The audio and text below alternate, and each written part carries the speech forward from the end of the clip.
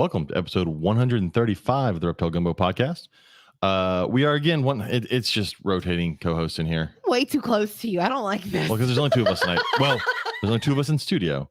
Katie's here. Robert's not here. He had something happen at the shop. Couldn't make it in tonight. But we did find a replacement. I don't know if it's better or worse, but we found a replacement. It's gonna be fabulous. So let's go ahead and bring our replacement in. I think most of our listeners know him. If you don't, what rock are you living under? You've got to know him. Here we go. It is Chris Eaton from Snakes and the Fat Man. How's it going, Chris? I think you just traded one fat guy for another fat guy, so it's more of a lateral move, you know. But you have a cool hat. Robert does not have a cool hat. There's a certain weight we have to meet on this podcast, so I had to find another fat guy to fill in. I got you. I'm losing some of that weight. Thank you very much. That's why I had to find Chris. Yep. No, fucking Katie's been showing off the cans lately. That's good. I know. Good for I her. actually thought about you earlier. Whoa. Not like that. It happens. I was working upstairs on some t-shirts and I just had a tank top on and I was like, I know who our co-host is. Then I was like, no, I'm gonna throw a t-shirt on. I can't do the podcast in a tank top. Like I just couldn't do it. That's good to know. I know. Let's get our sponsor stuff out of the way. Go, Katie. Oh, man, my phone just went to sleep. Why did you do that? Go. If you are looking for a high quality PVC rack, look no further than Lone Star Reptile Racks. They offer a variety of sizes for all types of snakes, geckos, rats, and more.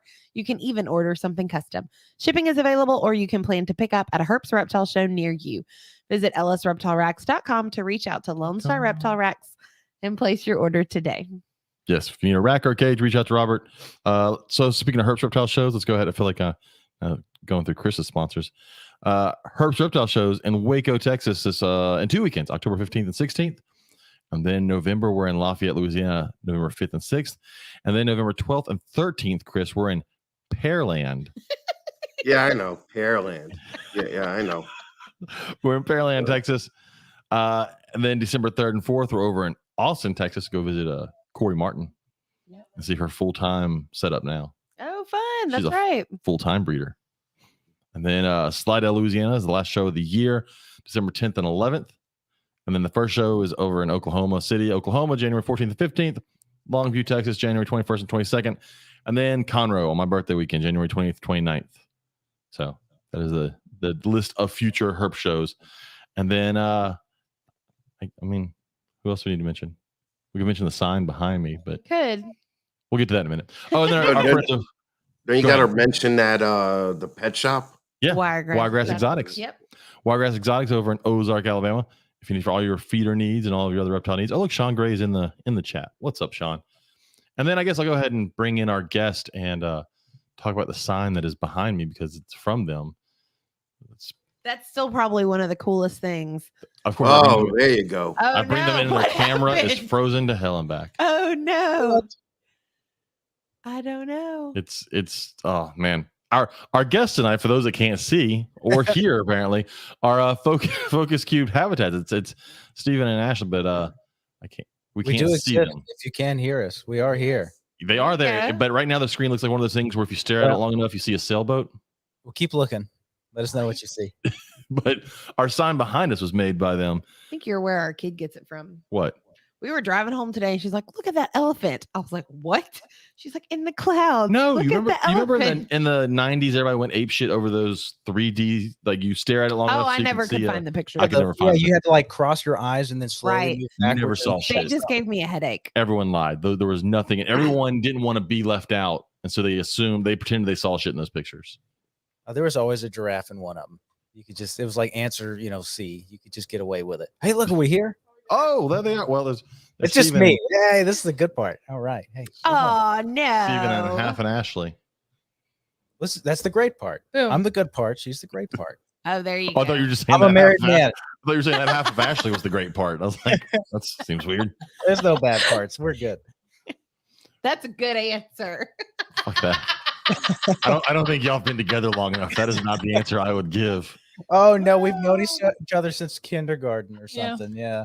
Oh. Well, she's been weird for a long time. I'm working on. There's nothing wrong with that. You want to talk into the mic? I'm about as weird as they come. There's nothing wrong with that. That's really fucking true. Stranger the better. Oh, look, see, Anal Side Exotics is in the chat. Jesus. All right. Yeah, Canadians. Oh, Antoine Hood. Antoine. Fuck you, Antoine.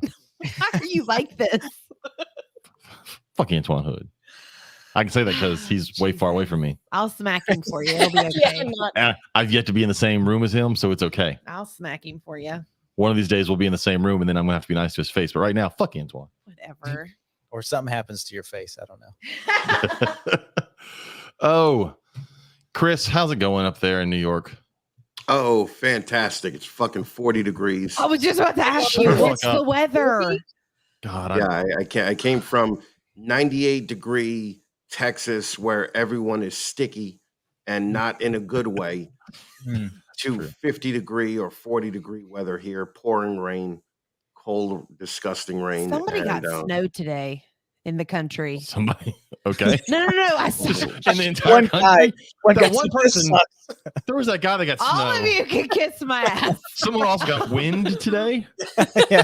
I forget where. I saw it on the news. Who the fuck cares? I was We very didn't. jealous. It was I was sweating today.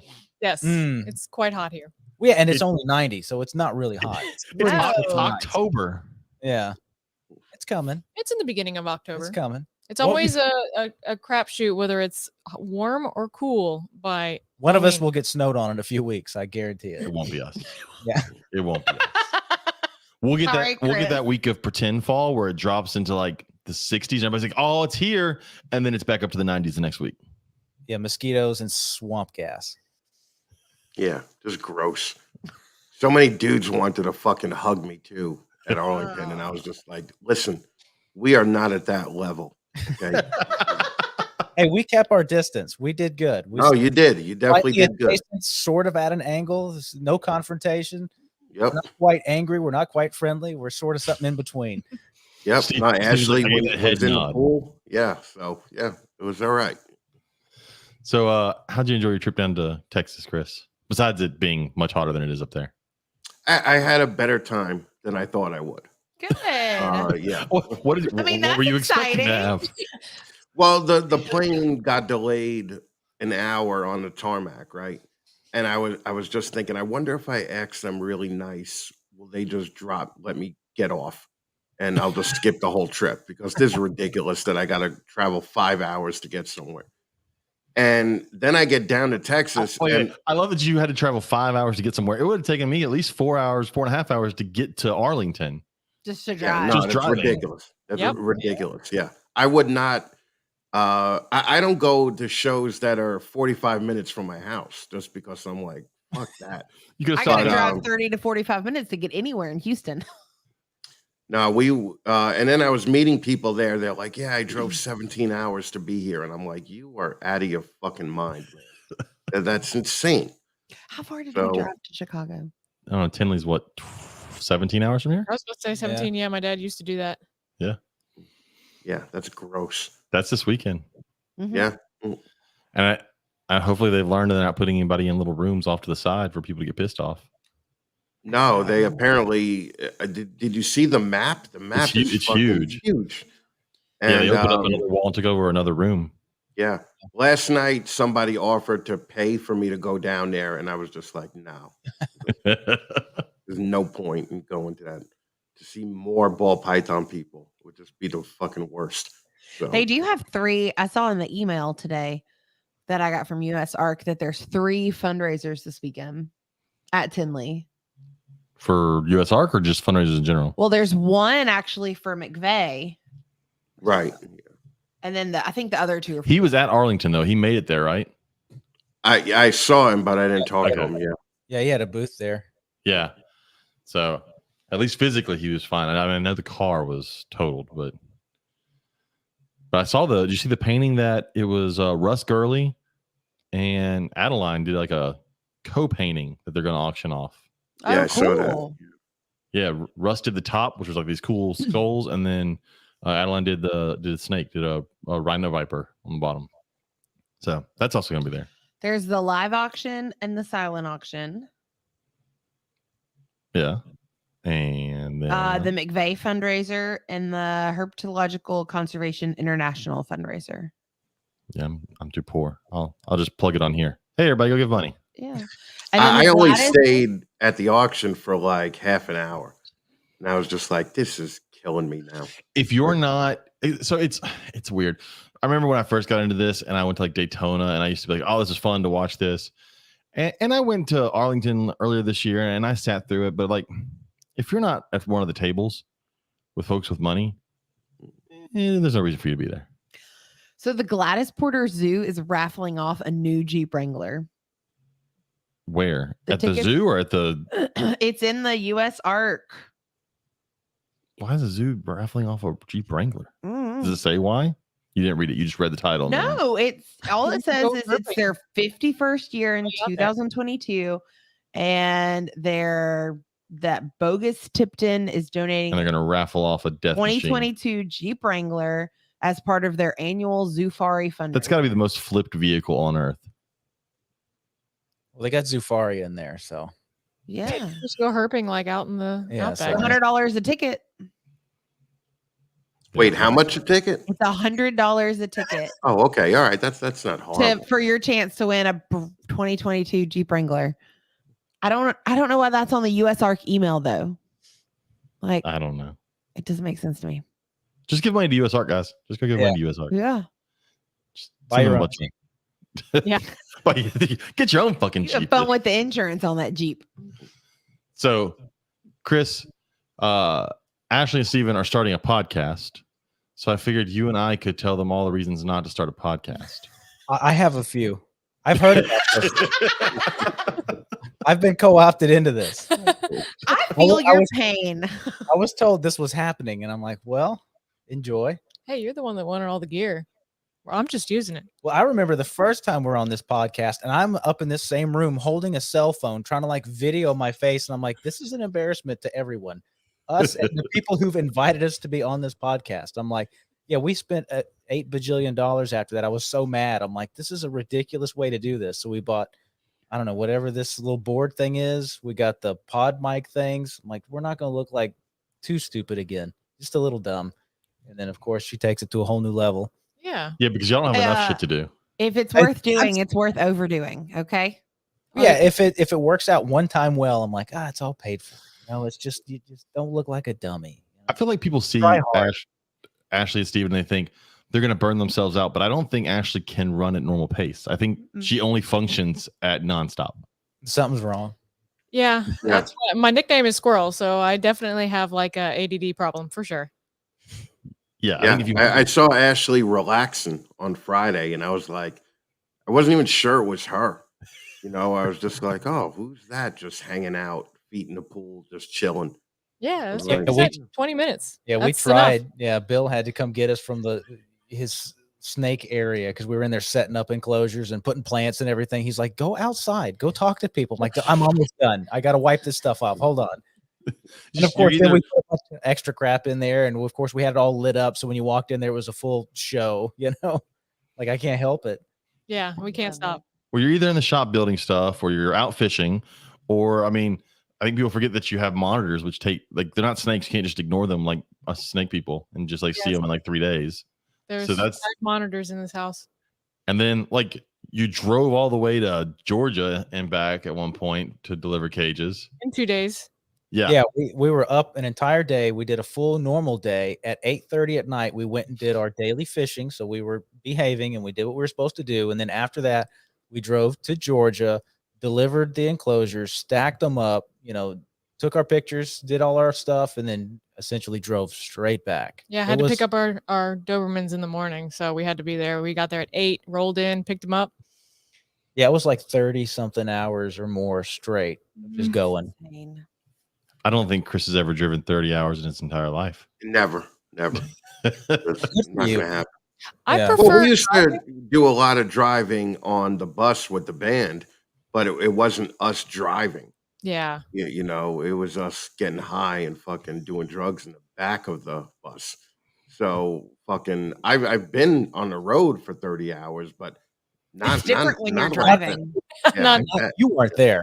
It's like, Yeah. mentally, The you storm was there. Well, yeah, the driving, it's the only time that like your mind shuts down, kind of like, at least for me. It's please the don't. only- Hey, I need you to pay attention while you're driving, Yeah, please. no. I understand exactly what you're saying. That's fucking Like- horrifying. You're in your head and you're just, you're actually enjoying like the moment, not just trying to focus on everything that's going on around you as far as like work. Just and stuff shut and down worrying. while I'm driving this 2,000-pound steel beast Oh down my- the road. It'd be even more. 4,700 Yeah, pounds, it's more with a trailer. Oh You yeah. gotta- you Oh got a yeah, trailer plus behind that, so 7,000. it.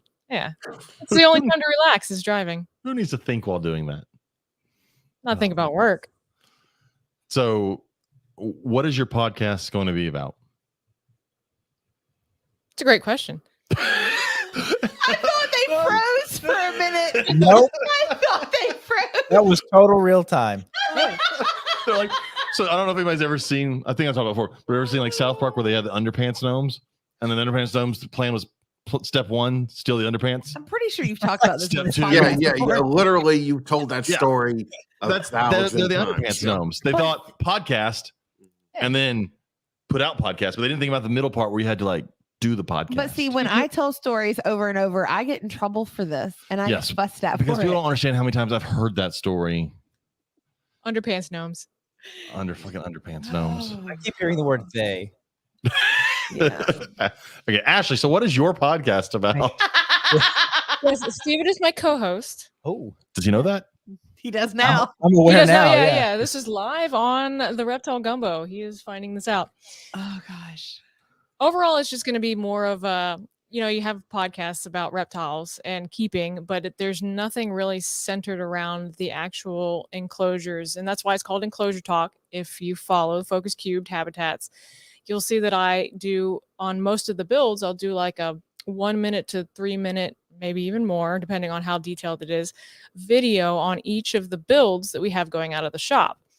And so many people gave me such great feedback on that they love it. And I said, maybe we should go into more detail. And it's a little bit difficult to go into detail when you're just holding the phone, looking at an enclosure. But with the podcast, when it's looking at us, we can kind of discuss like what it's like, one, to be a part of an enclosure manufacturer and a part of the reptile community in that aspect, as well as like the keeping part of enclosures, because you're not just, we have the dreams of like snakes just in rooms and stuff, but obviously you have to have your animals in some kind of enclosure. So it's really the unspoken thing that people don't talk about. So Well, the general public assumes that I just have my snakes roaming around my house. they come and measure. So many Yeah, they're people. checking you out in your Yeah. sleep. Yeah, I could eat this guy. Are you doing it live or pre-recorded? So in the beginning, we're going to do it pre-recorded for the most part, just because we kind of want to get our feet under us. But obviously, I would love to do lives. We did a few of those Q&As, and that was Yeah. actually kind of cool. Like you'd ask people a few questions ahead of time, and then they'd, send questions in, and, you'd set up the camera on Sunday or whatever, and you would just kind of go through those questions and kind of riff about what's going on. I'm like, that was actually pretty cool because you can kind of update people. We're two people doing a lot of stuff. So trying to like constantly keep up with everybody and every question and constantly posting and telling people what's going on, it's tough. So it was kind of cool when we did those Q&As. You could give like a kind of weekly overview of what was going on at the shop and then kind of answer some specific questions in between them. That was kind of cool. Yeah, live is so much easier. Yeah, I don't edit shit because it's live. Yeah. Well, it's funny. I hear like guys talking about the, like live podcasts, especially when they have like comment sections and people commenting and they talk about how it's a dumpster fire. And I'm like, I think that'd be so much fun.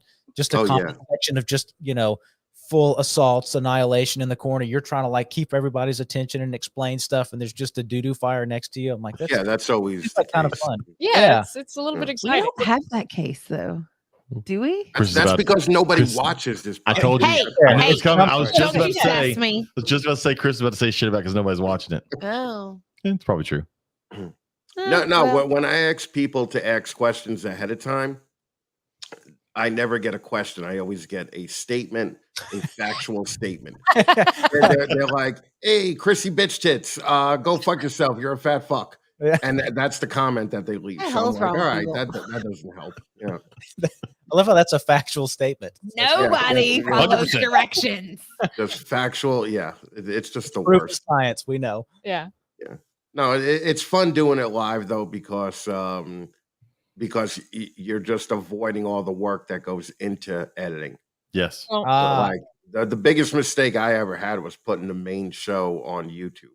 Like I hate all that stupid editing and fucking being a little cunt and being like, "Oh, follow me on YouTube," and fucking Like yeah, it's you know, like yeah. I can't do what MJ does, and I can't be like, "Smash the like," fucking you know, fucking fat man in the building. Shut the fuck up. I can't. I Do don't know. that, You did pretty good.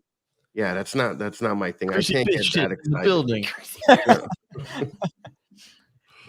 Oh, yeah. I hear people talk about when they have to edit shit, and I'm like, I edit sound. Sound quality is the only thing I edit on this. I don't cut out anything. I add an intro and an outro and edit sound. I don't want it to be work. Oh, Yeah. it's definite work. Yeah. Yes, I Right. don't want that. Yeah, like I was talking to Justin the other day and he was like, fucking, hey, just redo this. I'm like, motherfucker, like, you don't know. But like, and Ashley and Steven know because they're my sponsors too. I'm like, fucking, I'm not, I can't do, like, I have to do pre recorded stuff to just drop it in um, to make it more manageable, you know? Like John Layman fucking sends me a new script every fucking episode, and I gotta record it every episode. And you know, I'll do it, but I'd rather not. Well, those Fucking guys are doing new stuff, I guess. We're existing. I'm like, Yeah. anything is better than nothing, I guess. Mhm. yeah, but you guys are doing really cool stuff because the shit that you showed me on Friday at Bill's that you showed everybody really is insane stuff. I mean, you guys are going to get a ton of watchers just because you're you. I was just about to say it's because know. of who you are. Well, Yeah. and I've watched y'all go from. I mean, well, y'all been in business for what, 3 years, 4? Yeah, just Not coming up, yeah, I don't know if coming we've up been on quite 3 3. years. Yeah. Yeah. It was about November when we started messing around with the little. I feel like y'all have been in this game way longer than No, that. because I remember like Conroe when they used to do Conroe still and Mhm. hang out with everybody. That was before we were actually an enclosure builder. That's when we were just breeders and we actually had free time. So I mean, I've watched y'all grow.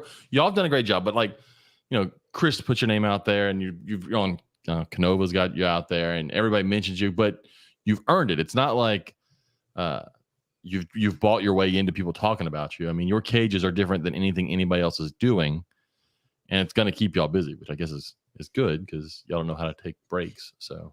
Well, like fortunately, anything good that's happened has been kind of organic. I'm like in the beginning, you have people like contacting you, like, "Oh, your stuff looks cool. Send me a bunch of free stuff, and I'll promote you." And of course, you know, when we were new, that was okay. You'll send a couple people things, and you realize that stuff never goes anywhere. So when you're trying to like artificially like promote yourself or advance yourself, it doesn't work. I'm like, the idea is to really just make the best thing that you can, and if it's actually good, people are going to notice it, they're going to find it, and stuff's going to start working for you. So it's like, you know, the people who say nice things about us, they paid for their enclosures. That we didn't send them a bunch of free stuff and like a elbow, like, hey, say some nice stuff about us. I mean, they bought it from us, and we tried our best to send them what they asked for. So I think that's a huge part of it, is just try hard and give people what they ask for.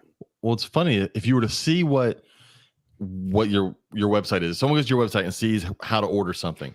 You kind of go against when you start small, very few options. You're like, no, when we start, we're going to have 75 options for every cage, and it can come in whatever color you want. But you've made it work. Like, you've done it, and it hasn't set you back. Whereas a lot of people would do that and have all these options, and then it would set them back by having way too many things, and they'd get lost in it. Have you? That's I don't know. It's been quite a road trying to navigate around that, especially, you know, when all the material, you know, crisis hit. Yeah. Everything. But yeah, I mean, basically, if people want something, we give them the option to choose it. Well, people are clever and they'll do their homework. So if you allow the people the opportunity to look at what they want, think about what they want, they can, I mean, we have a lot of articles on our page. You can go and look at it, and it kind of explains what all the things are. And you can go do your own research and kind of look and think about how you want to keep stuff. And usually you can figure out what you want. So it's, instead of limiting people, you kind of have everything at your disposal. You have as much or as little as you want. So you can start easy, or you can start, with a ton of different stuff. Have you ever had someone say, I want an enclosure at this size? Does like decorate it how you want? Like, have you ever had anybody give you that freedom?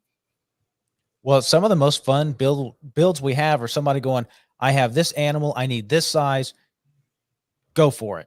And it's just a totally custom, open checkbook build. They say just go as silly or as calm as you want. And those usually turn out the best because you have that kind of freedom to just do what you think is cool or good or new or modern. And you just, build your own new one-off thing. And that's usually how you learn on kind of how you need to build things from then on. So you get That's that cool. opportunity one time, somebody just just do whatever you think it needs. And you get to build that pilot enclosure and figure out what works and what doesn't work. And then you can kind of go from there. So those are some of the most fun where somebody's like, just give me what you want. And that was kind of like a lot of what Bill asked for. He's like, I need, he only asked for 2 enclosures and they were 3x2x2s. And we brought him like 8 different things. They were all built totally weirdly with all kind of different stuff. And, he's going to set those things up and test them and find out what works and what doesn't. And we have the creative freedom to try new designs, new materials, new electronics. And we just we went ham on it. So those are the most fun. That's when you learn stuff, is when you get that's cool. Prototyping in actually the field, because we only so much we can do in our own home, which we do prototype pretty much everything. But getting it out there is also another great way to get feedback and develop a better product. Well, Chris has a wall of your cages, and Chris, you got those without really knowing what you were going to put in them. So, like, did you just tell them, "Hey, I want cages," or did you have an idea of what sizes you want for possibly what you were going to put in them? No, I had no idea, and I should have ordered bigger ones. I think for what I want, for what I want, but I don't have any room anymore, so I got to make it work. But no, I just told them. I think Steven, I think I told you I need 2 3x2s and 2 2x2s. I have no idea what's going to go in them, and man, when they got here, it was like, and they offered that blue option. I figured the part of my logo was blue, and fucking man, they look amazing. But like it's I'm considering putting them in the main area of the house, but then I have to clean these fucking animals every day, and I don't know. The frogs I only clean like twice a month, and I'm like, fuck these frogs. Like there's too much fucking work now. But no, best display cages that I ever owned. I mean, they're fucking incredible. They look cool sitting there empty. It's like a piece of art. It's like you have a piece of art in your house now. The only cage I have that's in my living room is a focus cube cage. Everything else is in the snake room or in a closet somewhere. Yeah. You got that matrix, right? That little, it's like a 1 square foot little 12x12. Yeah, those things are cool. Yeah. I have a house snake in it. It's been great. Right. Hooray. They're compact. They work. You need a little heat. The heat works. It actually fits in. I was just about to say, fun fact. So it's actually in, we go to Walmart, you can buy those, it's like 4 or 8 square cube, like for like a TV on or something. Better Homes and Gardens make them. And that little thing fits right in those cubes. Right. So she's on display, like right in the middle of it's her next to all of my like Lego that I've put together. Yeah. Well, it looks like a Lego. Looks like it's supposed to be part of it. It does kind of, yeah. We've had so many people look at these enclosures and they're like, what is that? We've been at shows and they're like, these are awesome. What are they? It's like, what's an enclosure? Like for animals? Like, I thought it was a 3D printer. And I'm like, what do you think this is? 3D printed computer case. What do you think we're selling here? 3D printers? At a reptile show. It's a herp show. Well, no. And the cool thing is every cage that you build, I mean, especially nowadays, right? Like every cage is kind of a custom cage. Well, anything you order from us, we don't, like, people ask, how much is this? And it's like, we don't sell this. We don't have these, it's everything is, I mean, God, every enclosure's got to have like 20 plus options. And then you got to think about all the different combinations of those options in between. So somebody wants something off the shelf and I'm like, there's no such thing. Yeah. I mean, all of it is just totally unique and custom. I'm like, from, colored fronts to different heating, lighting elements, to screens, to windows, to none of that stuff, to all that stuff. I'm like, it's ludicrous how many ways you can build a box for a snake or a lizard or a spider or a scorpion or something else ridiculous to live in, Well, I remember when we were doing your first ad and I wrote something like, you want options? Give Steven a call. And Steven immediately called me and he was like, please don't say that.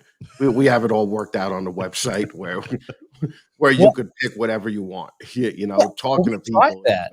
Yeah. We had like I was like, okay, I'm gonna spend. I don't know how long it was. I'm like, I'm gonna everybody who wants to call. Here's my number. Give me a shout. I spent days on the phone. I did nothing all day except talk to people on the phone. I'm like, there's no way this is like tenable. I can't be sitting here on the phone for 8 hours a day. There's no designing, there's no machining, and there's no assembly. I'm like, so we have to make a website that works where people can take a minute, just go look around, poke around, figure out what you want. If you have questions, email us, message us. There's tons of Facebook groups that also kind of like guide people in certain directions. And if I see an order come through that's just totally not bonkers, you know, like somebody's doing something silly here, we'll try and reach out to them, make sure they get a setup that works for them. But there's so many resources out there. If it's not us, it's everybody else kind of talking about what you might need. And you got to kind of figure out how you want to care for the animal. And, you know, you sort of kind of guide your own path, like calling me up and ask me, what do you think I should do? I'm like, that's a limitless question. I mean, there's so many factors involved. I don't want to be the guy who's going, this is how you care for a particular animal. Yeah. That is Yeah. not a Right. thing. There's Right. more than one way There's to so do many. this. And for me to go, I know everything about every species, and this is exactly how you should do it. Buy these things, send me the money, and I'll send you something. It's not the way. I'm like, you need to do a kind of, you know, you need to do some research on your own and make sure you kind of know what you're getting into versus just hoping I'm sending you the right stuff and you have a wonderful time. I'm like, that's not the way to go about it. You see and hear about it. People tell you, oh, this is how you're supposed to take care of this one animal. I'm like, There's no there- one way. dude. Yeah. There's no one way. There's a lot of ways to do one thing. Well, our buddy Lee Reddy from Reddy's Rainforest, he does chameleons, and he said nice cages, look like they will function very well. Said maybe add a chameleon line next with a little winky face there.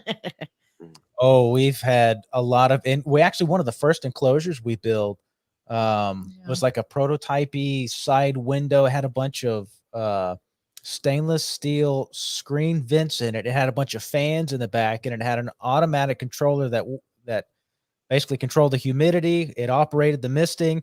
We sent that thing out, and I don't know what happened to it. That was Never- like 2019, Yeah. 2020, early 2020. Yeah, so we've done some like wild prototypes with those things, but we hadn't, you know, had a whole lot of feedback. But yeah, that's something we should do. But it's just like, it's kind of getting there, you know. Yeah. See, Lee, you need to reach out and get you a chameleon cage. Yeah, we've got some weird ideas for those things. Yeah, so we just definitely, yeah. have to get there and get to making them, but we have some ideas. So I wanted Are the majority of your orders now one-offs, or do people just call you and be like, we need a wall of cages and we want them all to match? Is it more like that nowadays? We get both. It's both, yeah. I mean, every day you'll get several one-off wild orders, and then you'll get somebody who wants, you know, an entire room full or zoo full. I mean, we get all kind of requests. I mean, it's everything. So you try and like plan how everything's going to go. Like, oh, you're going to sell a few of these and a few of these, so let's get the stock ready. And it's just, it never works out like that. So we have everything from like wild one-off super hyper custom builds to I need a room full of this. So it's literally all of it. Yeah, it's a lot of it, Which is tricky. you know? repeat. Yeah. But we have repeat wanting full room builds and stuff that like large enclosures and stuff that has a lot of options. So it's literally everything. Like we cannot predict what something's going to be. We were just talking about that today. With how we like manufacture stuff, and it's like we just have to kind of shrug and be like, I can't predict it. I think that I'm predicting what's going to come next, and it's something, we have nearly or over 30 different enclosure options of just physical sizes, not the options inside of them. So it's kind of funny. You'll kind of have like waves of certain types of enclosures, and then all of a sudden, boom, it comes like something else comes out of the blue. So part of having so many options is we never really quite get to predict, what our workflow is going to be. So we're very good at, I guess, managing that. And that's one of the reasons why we work so much, is being able to, two people have to handle everything. Like, yeah, it's just the two of y'all. I don't think people realize that it's only the two of y'all in that shop making them and then delivering them and then having to put them together. And shipping's probably the most difficult part of it. If we have everything local pickup, that would speed up our production tremendously. But we actually assemble every single enclosure and then we disassemble it for flat pack shipping from FedEx. And so we have, there's a lot of logistics going on that people don't see behind the scenes, but that's all part of like having a business. But that's one of the things that we want to talk about on the podcast too, is just having two people handle all of those logistics of, building, marketing, and shipping, and being able to actually be communicative with, people, and being, kind of on the level of keeping, we also keep a lot of animals. So we want to make sure that we everybody gets what they need. But like Steven said, like people have to do a little bit of research, and we offer lots of resources on the website to kind of help that out. And I guess, help out our workflow too. While we're when we're messaging, we're not assembling, we're not machining, but that's all part of the process. You have to do everything. So I'll be honest, I don't know you guys as well as, Chris probably does, or some other people for that matter. But what I do know of you, I know that you're very rarely bored. And I feel like if you were to have a company that you were like, you have this option or this option or this option, I just feel like you guys would have gotten bored way too quick with that. Yeah, I keep digging holes for myself. The second it looks like it's going to be calm and chill, I'm like, I dive into a bunch of other weird, like, as we do all this stuff, we have 8 million prototypes going. We have like a bajillion different kinds and styles of enclosures we're trying to build, electronics we're trying to integrate. So I'm like, even when you see us just making the products that people order, we have so many other revisions and prototypes and new style. I mean, we've got there's a 2 or 3 prototypes downstairs now that no one's ever seen, that we're trying to finalize and ship out to the final people who are going to test them. I mean, we've got some weird new tub setups downstairs. We got, I think, 2 different tub style setups we got downstairs. We've got a new hanger Cambro setup that we're slowly rolling out. I mean, that's just extra fun stuff. Oh, we have a giant retic setup we're working on. Well, giant for small retics, I guess.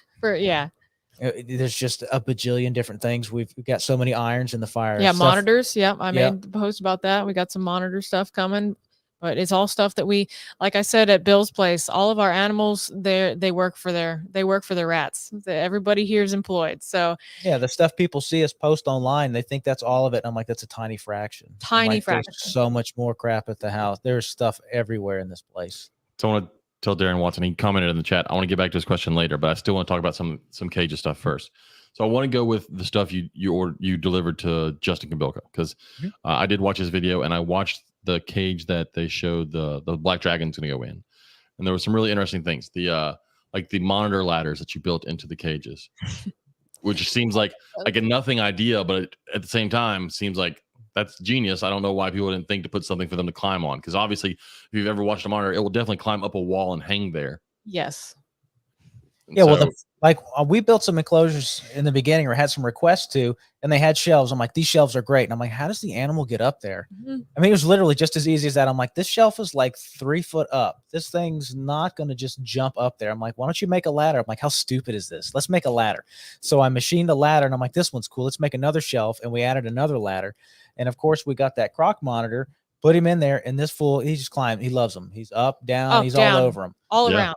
So like the Canova one, when we built theirs, we had the little shelf that goes, or the little ladder that goes up to the first shelf, and then off to the side where they have the little water dish, or whatever what was that thing? Cement mixing tub is what we the little tub. Yeah, there's an intake vent. So all the air that comes into that enclosure is from that vent in the back. And I'm like, okay, monitors, they love to pick and dig and grab. So I'm like, how do we keep them from climbing on these vents and trying to just constantly poke through there? I'm like, well, I need to cover it in something. And I'm like, okay, a heat panel's above it. The water is below. They don't always want to go bask under their light. So I'm like, these things are wet. They're in their water. We have them at home. They love to sleep in their water. They love to sleep in their water. So I'm like, let's give them an alternative instead of just going from the water to go bask or go hide in the dark. I'm like, these ding dongs, they're going to climb straight up this thing, and they're just going to hang on it. Yeah. So they get a little bit of heat over there from the basking area rolling over, and they have the heat panel above them. So I'm like, it covers the intake vents. So cool, dry air is coming in. Those things are wet. They want to get warm and dry off real quick. They go straight from the water, straight up that wall, hang on to it. They're going to use it. I mean, it just makes sense. If you watch how they act or maneuver or do anything, I'm like, that silly lizard ladder is going to work. Well, I've kept monitors since they were hatchlings. So I have 4 water monitors. And you actually, if you observe them and you have to take care of them every single day and clean their water and do everything, you realize like how they act, how they destroy, and kind of their cycle of how they want to function. Well, and so I've seen lizards try to get up on a basking shelf where it's made out of smooth PVC. They can't really grab a hold, and you can watch them do that little like scudder thing to try and get on there. Whereas this makes so much more sense. They just climb up the wall and they hop on there, which is far more natural, you know, climbing up a tree and then hopping onto a branch and not having to try and pull yourself up onto a giant chunk of plastic. So like I said, that wasn't a great idea. The other thing I like is the little cage that I had of yours is that there is heat tape in it on the back wall, but you built the false wall in front of it that's vented that allows the heat through, but the animal can't come into contact with. A lot of the stuff you do is the animals can't come into contact with stuff. And I like a lot of that. I saw that with some of the cages you did for Canova and some of the I want to talk about that newer cage that y'all posted with all the electronics and everything in it. That looked really cool. But a lot of your stuff, you really think out, okay, this animal is probably going to pull on this, or it's probably going to touch this or tear this. Or so I really like some of those things that you've put into those cages. Well, yeah, like that matrix you have with the heated back, it's actually a 1/2-inch piece of PVC. It's actually milled, basically, I don't know, like Most of the way through. yeah, like 0.4 inches in.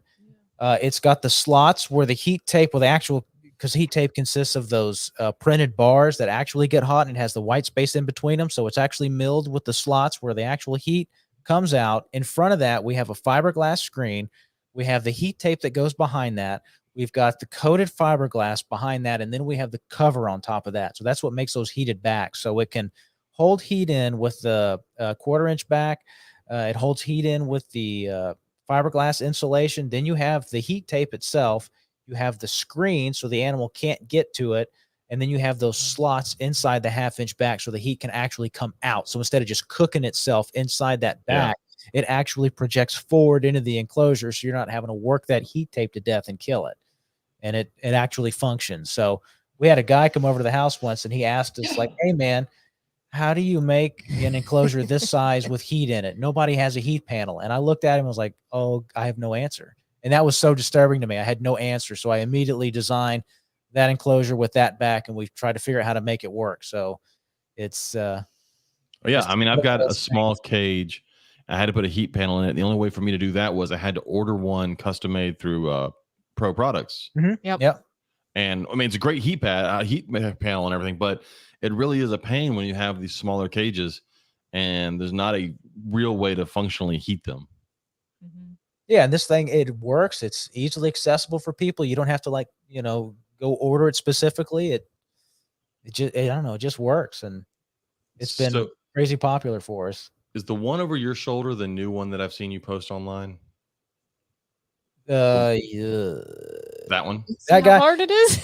Yeah, I can't even see. Yeah, that's like the prototype we made for Bill at Phoenix Reptiles. So we made that one first just as a proof of concept to see if we could make the 3x2x2 slider with that particular like front style and be able to fit the glass, which we had to order glass and just pray all my measurements worked out and it fit. Yeah. So that was the very first one. So I'm going to use that, and I don't know, we'll put something in it, but that's the numero uno of that style. So there's almost at least one prototype. What all was in that cage? Because didn't it have it's had some electronics in there for like a computer fan for venting and all sorts of stuff. So explain what all went into that one, because that one I saw the other day and I was like, man, that is different. Yeah, it looks like that one back there. The logo in it, instead of just like trying to attach a decal to the front of it, we actually milled several pockets into it, and we actually have a floating frosted logo in it. So if you go watch any of the videos of it, that releases logo Friday for our video, our vlog. Well, the logo in that thing is actually offset from the back. So when you look at it, it just looks like a frosted logo that's floating in there. So if you shine light on it, there's all kind of shadows and stuff behind it. Cool. But like actually inside the enclosure, he had the triple carbon fiber perch mount, which is something we do a whole ton of. The perch mounts themselves were made of HDPE, which is the same material like cutting boards are made out of. So food grade, like you can't get it dirty. You can't really hardly wear it out. He had a heat panel. He had the LED in that enclosure. The cord runs down the side. So those snakes, he's got green trees in there. They love to perch on stuff. So we covered the cord with one of our cord covers so the snake can't try and perch on one of the cords in there because they'll pull that stuff down. Yeah. Everybody knows what that's like. Snakes pulling the stuff down, super annoying. So we had a cord cover on it. We have a probe cover on the side. So we have this probe drop down through a guide in the rear that's mounted to the ceiling. It drops without having to remove the back panel. Yeah, literally, you just guide it in there. It goes through this guide. It drops down. There's a cord cover you remove. You put the probe on the side, which is the same height as the highest perch nearest the heat panel. You put that probe cover on it. It covers the cord there. It holds the probe about that right height. And then the opposite side of that, we actually have, I think it was like a 90 millimeter fan with another cord cover next to it that actually can hold a probe that you can use to monitor the temp and the humidity in there to cycle the fan. So that fan can be cycled manually. You can put it on a timer, or if you want to spend the extra money, you can get the controller that reads the humidity and it cycles that fan on and off as the humidity rises. Yeah, preset humidity that you choose. Your Yeah, so brain is absolutely fascinating. Like to be able to, I guess because I'm not like, this isn't what I do. Well, see, those are all ideas that people have always But said this they is should put in just- cages, but no it's one's done it. fascinating It's not that you easy. just, Well, a lot Oh. of this stuff is like, yeah, this is a good idea. And everybody goes, okay, wow, it's going to be hard to do. And everybody forgets about it. I'm like, I like the difficult, hard stuff to do that people go, you really can't do it. And I'm like, I got an idea. Well, see, and a lot of that stuff would be great with the new VivTech stuff because he's got a lot of the new controls for environmental stuff. So you could work that into the cages as well. He's got a whole lot of new control things going for VivTech. Which, by the way, if anybody wants to buy anything from VivTech, you can use code Gumbo22 to save 15%. Just throwing that out there. Well, I think that's where a lot of this stuff has got to go. It's got to be more automated. I'm like, just trying to guess how many like slots you need to cut into the back of an enclosure to provide the appropriate. Florida or Canada. I mean, it's a very different climate, and having the slots to have to do that, I'm like, the fan setup or having more of a climate system is, sorry to cut you off, but yeah, it's really difficult to make an enclosure that works everywhere for everyone for every species. So it's, having the more automated systems is kind of where it's going, but it's not an easy way to prototype that. Yeah, because you have people like Chris that don't want to actually do the work. I was just about to say, if Chris had known what animal he was going to put in what cage, it could have been a better situation. I think one of the more important things to hit on too is that you guys haven't really been copied all that much, No. because it's like when you see one of your cages, you automatically know it's a focus cage, and how many, I'm just curious, how many like blatant ripoffs have you seen that new cage builders are trying to do in the style that you guys do it?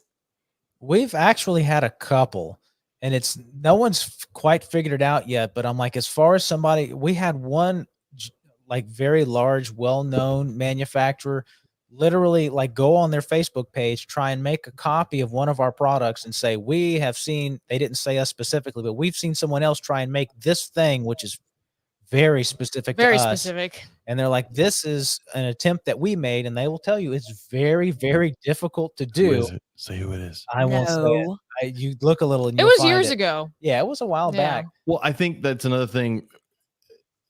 Like I said, you guys aren't able to sit still, and I think that is why you're able to do these cages this way, because they're not a simple box. A lot of people come out, they make a black box, and those cages work fine. I've got several of them, but that's not what this is, and you can't enter into making these cages with that same mentality, right? It's just not going to work. Well, a lot of these guys are in business for profit, right? This is not a money-making enterprise for us. This is not a gigantically profitable thing. If you take how much time it takes to design this stuff, machine this stuff, assemble this stuff, prototype this stuff, it doesn't make like any sense on paper. So this No. isn't like, if all we did was make like simple square enclosures that we made really fast and really cheap, it'd be bananas. I mean, it'd be so much easier. It'd be so much less stressful. It'd be probably So much more profitable. more profitable. Exactly. But this is like a fun thing. It's like, there's got to be some dummy out there who's willing to try and do this stuff and see if they can figure it out. And of course, as we figure this stuff out, the cost is going to come down because we're going to be able to go faster. We're going to be able to hopefully get better deals on stuff as we do things in volume. Hire an employee. Oh, That's the problem is like everybody well- says we need to hire an employee, but we just hired a new CNC machine, so I saw that. better work for his money. That Yeah. was ouchie. So I know how much those things cost. I saw that. That's going to be huge because I know the machine you work on now versus what that one's going to be able to do.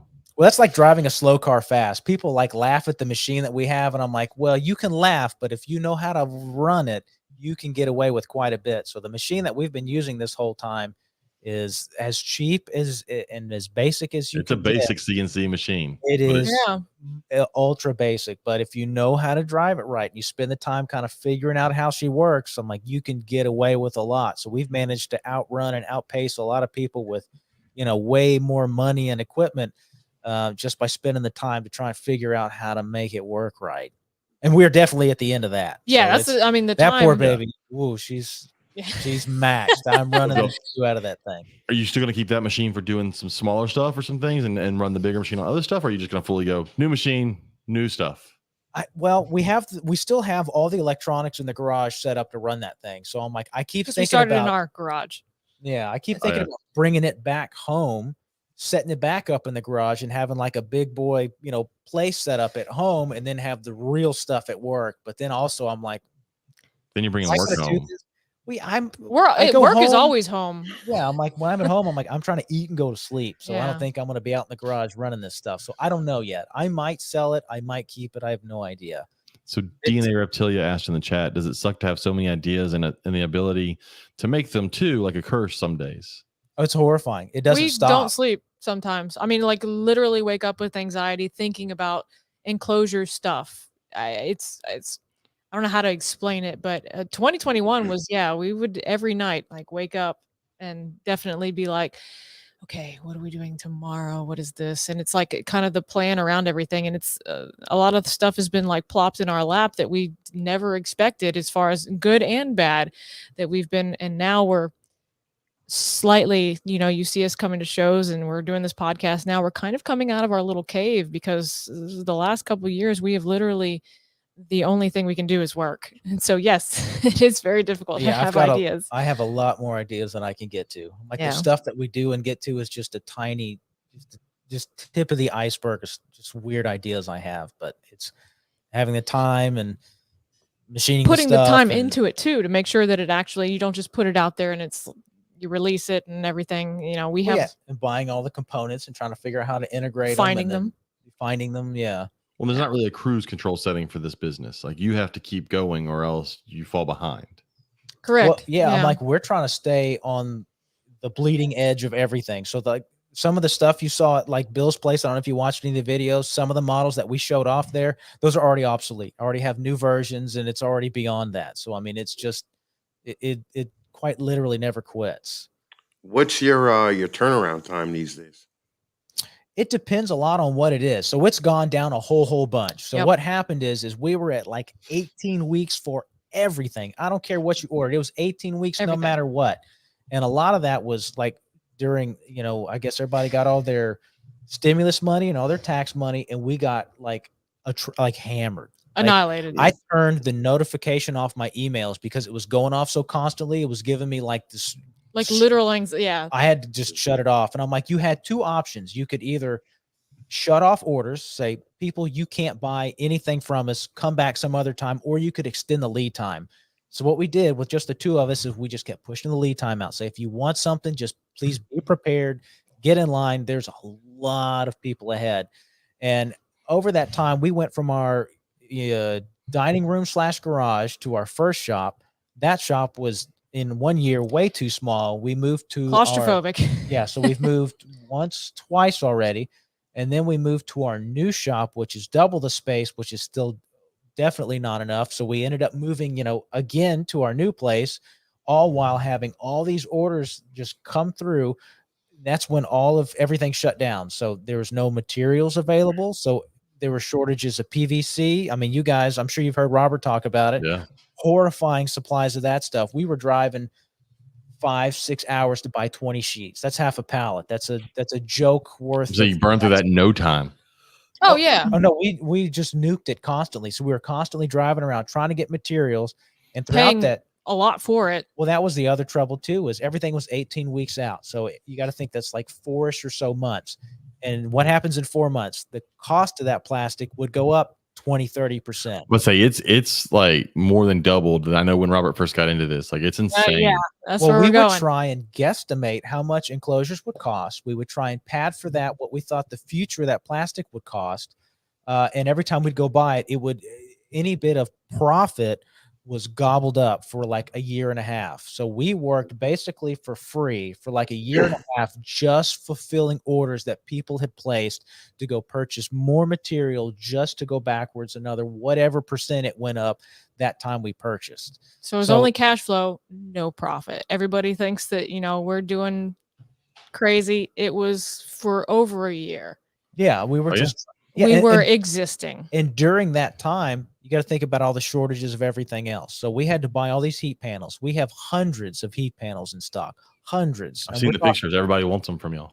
Yeah, LEDs. So We paid retail for those to make sure our customers had retail, them. retail plus, Retail it's- plus, yeah. you would just get drilled by people, but we had to have them to fulfill those orders. It's like we can either refund everybody's money, tell them, oh, well, we were wrong on our estimate and hope they reorder, or you could just eat it and move forward. And we did that for a long time. And I think that's what's helped a lot is we've had to, we have been in the trenches. We have gotten nuked every which way trying to just Well, keep Shipping, moving freight forward. went up double. We paid people to buy our enclosures for a while. Well, basically. and Robert's not here, but I'll do it for him. I've watched him go through the exact same thing over the last 2 years, and it's the same thing you're saying. It's you're making enough money at this point to be able to build the next thing, but you're not making enough money sometimes to completely pay rent. Sometimes you have to struggle to do that, and it's people don't understand that the plastic.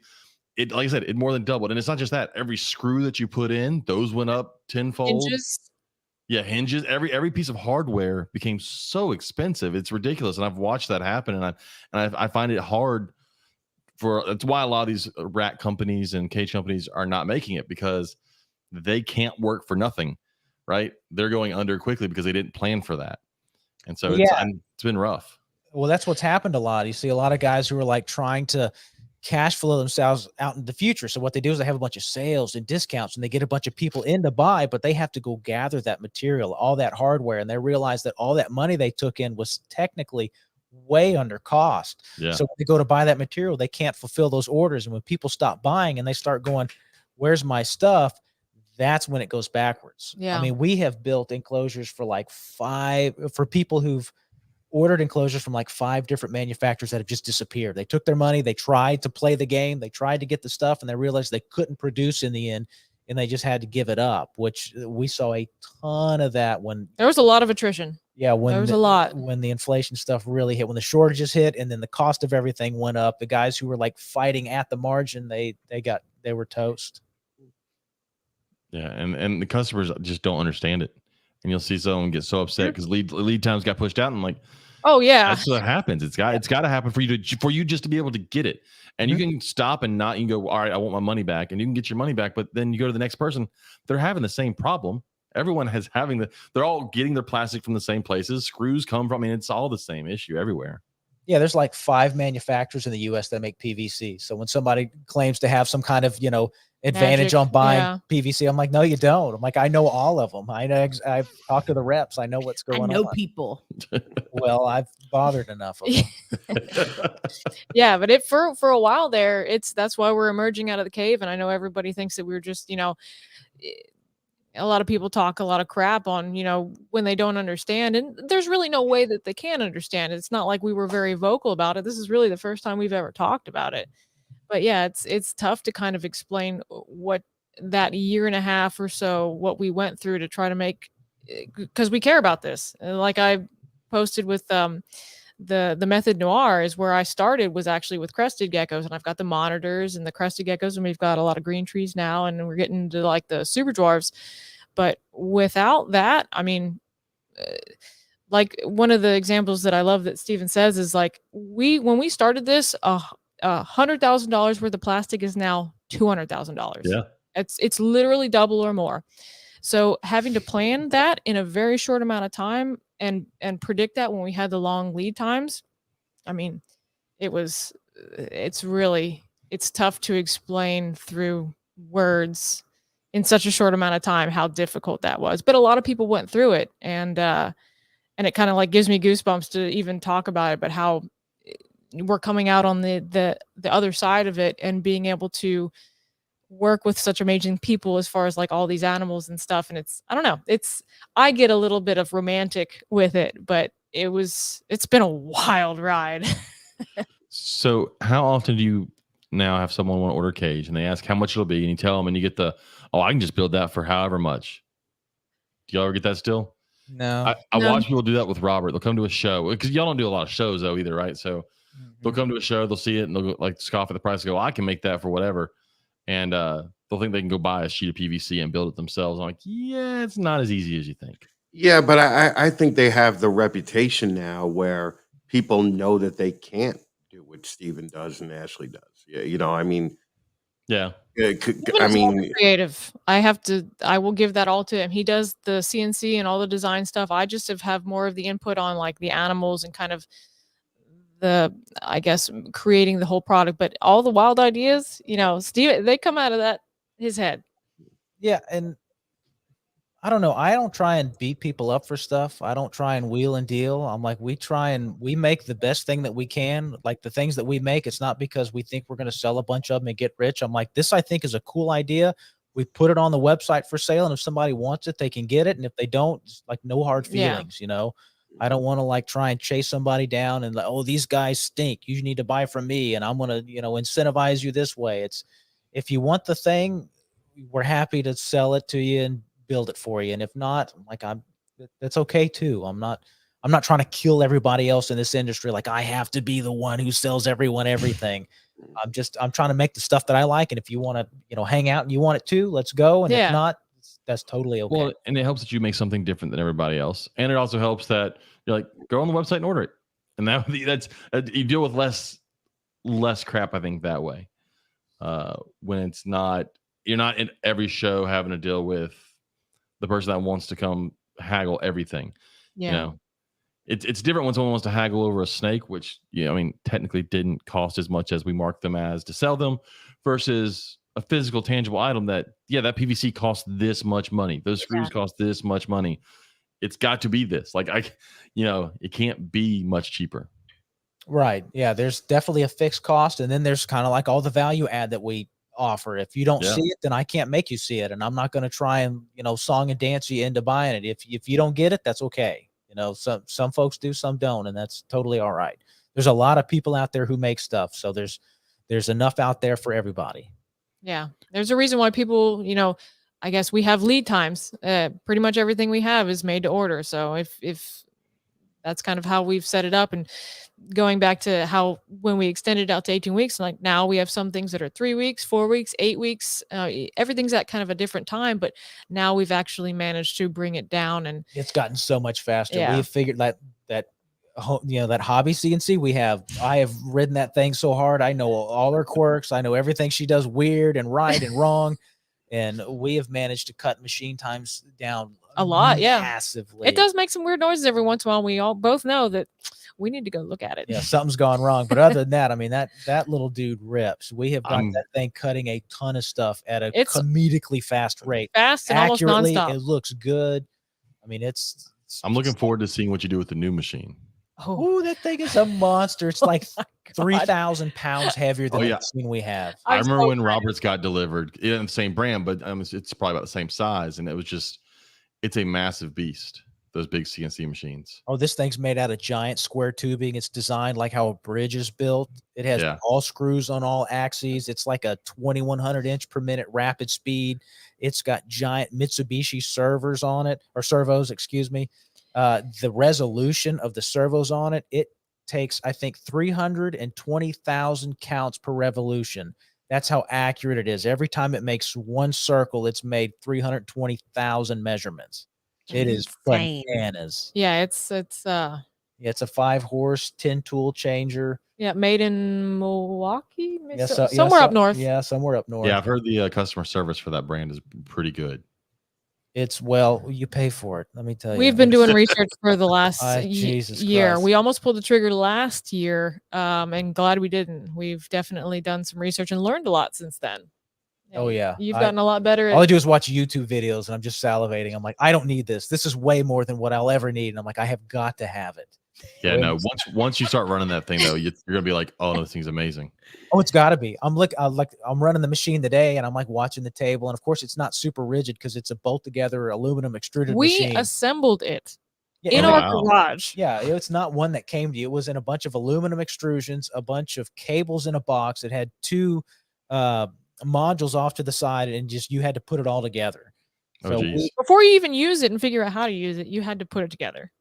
yeah, and this thing here, it shows up ready to rip. You have to have a forklift, a big forklift to take it off the truck. Oh, I've got to have more air compressors because the spindle's got to be held up with air pressure. It's so heavy. I mean, it's silly.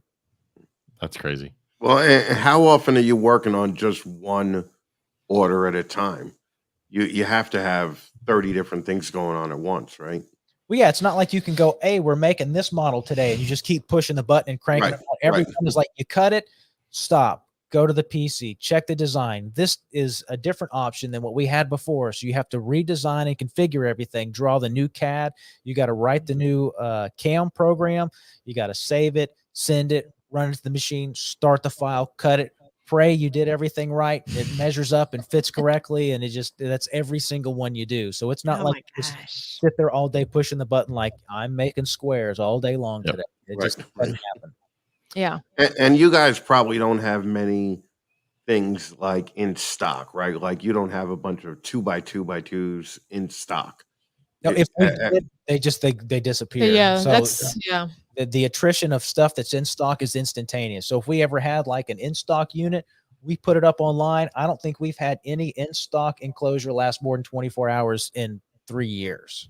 Yeah. I mean, we've had some where we had so the part of the process is like we have smaller enclosure sizes. So when you cut, say, like a 2x2x2, you can have like one of the small matrices or at least pieces for it. And you can, of course, it takes time to assemble it, but you can kind of assemble that, over a couple weeks and have a couple of them available for Quip Ship, and they're gone instantly. So it's just I guess, making the most of a sheet. So you have a little bit of extra pieces, but everything that we have is so personalizable, with like screens and everything, that we really don't have just parts on the shelf because it's too much to machine all the different options. Or if we do have parts on the shelf, it's because I already changed the design and idea 2 seconds later. That's the only He's his own worst enemy. I cut it out. And I'm like, I hate this already. Just put it over there. Moving on. Yeah. I mean, I feel like that's any creator for anything they're making. Yep. Oh yeah, we have. Oh, there's so much weird stuff. Well, you see the stuff back here behind us, and those are just, prototypes that we've done. And if you ever look downstairs, and we have animals in 5 rooms of this house, and there's so many bits and pieces and prototypes and strange things that are just hanging thing around. up there, that little bitty enclosure, if you see it up there, that's the first one we ever made. So that is the original GB1. Aw. Yeah. That it doesn't fit. If you ever looked at it up close, there's like 1/8-inch gaps on the floor. It has like That's two. a big gap, y'all. Oh, it's offensive. It has one CNC slot in the back for a vent. It was a straight line. It was the first thing I ever cut on a CNC. I couldn't believe it didn't explode or catch on fire. It took us a whole day to do that. Yeah, and when we flipped it over and we cut the front that has the little door recess in it, and we glued it together, It thinking was this was a good off-centered. idea. Yeah, no, it was like a trapezoid. We glued it together and we're like, this is going to be our business. I'm going to send it. And this is it. We're going to retire. We're done. We're going to make like 3 of these a day and we're never going to have to work again. It's And gonna be then, sweet. sure enough, that's not how it worked. But we Y'all still are adorable. it hasn't exploded yet. We had a lizard in it not that long ago. Yeah, for real. Yeah, It rips. that was Greg Box. It That was- sucks, but it rips. yeah, we And that thing raised made a me baby so skink. mad. We kept making enclosures. I'm like, this thing is hot garbage. So I made another one. It sucked too. And then however many years later, it's the same thing. I make one. I'm like, this thing is trash. Make another one. And that's Well, just how it works. It works though, because like pretty much every enclosure in this house is all rejects. So the stuff that we have like downstairs and the stuff that our animals in, one, it's prototypes, or two, it's stuff that's either scratched or it didn't fit quite right, or it wasn't the right, I guess it didn't have the right venting or whatever. And a lot of the stuff that we kind of like amalgam of parts put it together. So a lot of our stuff hasn't gotten upgraded because we're busy working on actual production units. And a lot of the, I guess, attrition gets put in our house here. So Oh yeah, it's a it works mess. out though. Yeah, if you're OCD and you came into our house to look at any kind of enclosure setup, you'd have a panic attack. Nothing matches. Not Nothing, one no. thing. We have 2 enclosures that have gray fronts. That's as close as it gets. One splatter paint. Well, yeah, one has pink Yeah. and blue splatter paint on it. That was the so first that's- splatter paint of that because we always test everything. So It's like plates and bowls of a college kid's kitchen. Nothing fucking matches. And yeah. Yeah, it looks like mom sent it to them. And like, well, I thought about y'all the other day when our daughter recently earned her bronze award for Girl Scouts, which is the highest award you can earn as a junior Girl Scout. But she made a bench for her school and she splatter painted. Well, she made a James, bench. Joe is not a fan of power tools. We discovered in this project. Let's just say I know how to I make a didn't bench. like So the her beaver. daddy did a great job putting it together for her because she was like yeah. hyperventilating with power tools. Anyways, but she painted the whole thing white and she decided to splatter paint it when it was done. I'll get a picture to send to you. It turned out really cool. Oh, cool. But yeah. So Yeah, it's gonna go to the elementary school It's that she exciting. went to last year. So Yeah, nice. That is very cool. I saw your comment the other day That's on very it. So I know you, yeah, we didn't get a picture of it splatter painted yet. So You have to get it all set up and everything. That'll look cool. yeah, I think she's supposed to deliver it in 2 weeks. We have like a teacher The work next Friday. Well, we may end up having to do it on that Monday. We don't know yet. That Monday we're all off. I know, but Okay. Anyways, well, that conversation. I want to get to the question that the Haudes came up with for us to ask this week, which was, what are the top deciding factors besides species in determining what enclosure to buy? I mean, Corey Martin had, in my opinion, the #1 response. I don't know. I think my yeah. dad's is pretty good. I'll read it. There's a lot But Brittany Patchett, our friend Brittany Patchett at Goliath Arachnids, said I'd say in this order: dimensions, door/ventilation, materials used to make, and then cost. Which is interesting. She put cost as the last determining factor on buying a cage, whereas a lot of people in this hobby, cost becomes the first determining factor in anything you do in this hobby. So that's good. What was Corey's? Oh, here's Corey Martin's. The number one thing I look for is in a vendor is one I can trust to not take my money and run, which we talked about earlier. Mm-hmm. That is a big deal. That Huge happens thing. a lot. Like the amount of people who still don't trust us, they're kind of very curious about us. And can they trust us? Can they send us the money? Can they buy the thing? Are we actually going to deliver it? That was a huge problem in the beginning. And I took great offense to it. I'm like, I'm not a criminal. I've never lied or stole from anyone. And people, you could just tell they were like, I don't believe you're going to do what you say you're going to said it I now. So sad. Well, some Well, of the it happens copycats. a lot. Yeah, I'm they- It like, does I happen a lot in this hobby. It's so many weird. people- yeah, they're like, oh, these guys said they were going to build an enclosure for me, and they took my $2,000, and I haven't heard back from them. Yeah, there's a dude out of Alabama that was known for doing that. There's one in I can Texas. name a lot. Oh Yeah. yeah. Yeah. There's a lot of them that, and some of them they just change their name and they do it again. Mm. Yeah. Yeah. Oh, hit Yeah, my microphone. I feel you, man. What Let's the hell be happened, man? Fuck those people. But I want to read my dad's, and the only person that will get this joke is me and then I'll explain it. But my dad said, first and foremost, it must be entirely overbuilt Oh, this of a minimum 3/4 inch plywood and have more hardware holding it together than the average battleship. Second, most important thing is that it absolutely must weigh a bare minimum of 250 pounds. Third, most important, if it ain't at least 4 feet long, it ain't worth building. Regardless of the size of the reptile going in it, stay tuned for more enclosure building advice from the expert. He'd My love dad it. and I built several cages, and They built pieces don't of get me wrong. furniture. They- They didn't build cages. they worked great. But holy fucking shit. It was all 3/4 inch plywood. It was back when you could buy birch plywood, and it This was wasn't. also like Oh, nickel, yeah. 5 years ago. So So we built it made no fucking sense. It was a 4x2x2 plexiglass front, plexiglass top for a rainbow boa. thing was a bitch to move. Like it was a massive cage for a snake that just sat his ass on the bottom of the cage and did not use any vertical space. Like I didn't even think it out when we were like, yeah, let's make it 4x2x2. And then we built it and we're like, well, this is a stupid size. And so that lasted for a while. And then we built two 5 foot. They were 5 foot by, I think, 2 foot by 1.5 foot, maybe tall. And they were, again, I didn't think at the time, you know what? You don't have to use 3/4 inch plywood for the back. That would save some weight. So nope, it was 3/4 inch plywood all the way fucking around that thing. These were two big old guys trying to make cages that weighed as much as they did. I swear those two to cages you. were coffins. But whoever ended up with them, I sold them at some point. I guarantee they are still functioning today. They're sturdy. Yeah, they're holding up a house somewhere. Yeah. They've got leveling a slab or something. Well, like we didn't even think about it. Like the first cage, we bought birch plywood, and then we fucking painted it. And I'm like, well, that was stupid. We could have just bought cheaper plywood if we. Plywood, yeah. And then we bought birch plywood again, and we stained it this time. Ooh, We la did- la. It is straight. It It doesn't does look warp nice, much. yeah. Yeah. It's smooth. It's pretty, and it was only like $50 a sheet at the time. But now Because it's if like it's worth $150 doing, a sheet at a time. It's worth overdoing. Oh, we overdid the shit out of it. And then the first time I got my first PVC cage, I was like, "Oh, I'm never building shit again." Yeah, you can bench press it like no problem. Yes, I can move things in my snake room by myself. He rearranges his furniture alone. It's a beautiful thing. That has been a huge factor for people. They come over to the shop to pick up their enclosure, and I guess they're used to glass tanks, and like Ooh, yeah. they'll pick it up by themselves. Like, I cannot believe how movable Yeah. this is. And I'm like, that's a selling feature. How much you put it in a room once, and they're so excited about how light it is. But as far as the hardware, Yeah. I I forgot rearranged my classroom pets this weekend by myself, and those glass tanks are the heavy. 40 ounce. They're I heavy. forgot. Yeah. I forgot the rack that my dad built. That thing was horrible. So I told my dad, it was like the first rack. I was like, I need you to build me a rack, and it may have been built out of birch plywood too, and then just also 3/4 Seems inch. to be a common theme. It was Yes. about 6 foot tall and 3 foot wide.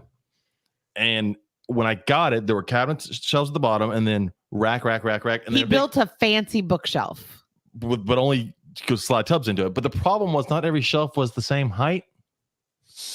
So some of them had lids on them. No, some of them I just couldn't put snakes on those. They're just shelves that had no use. And he's like, Storage.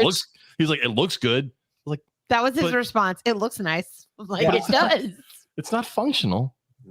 Oh, I forgot all about that thing. Oh my goodness. a lot of the enclosure rack businesses for the last 20 years. Like, well, it sort of works, Yep.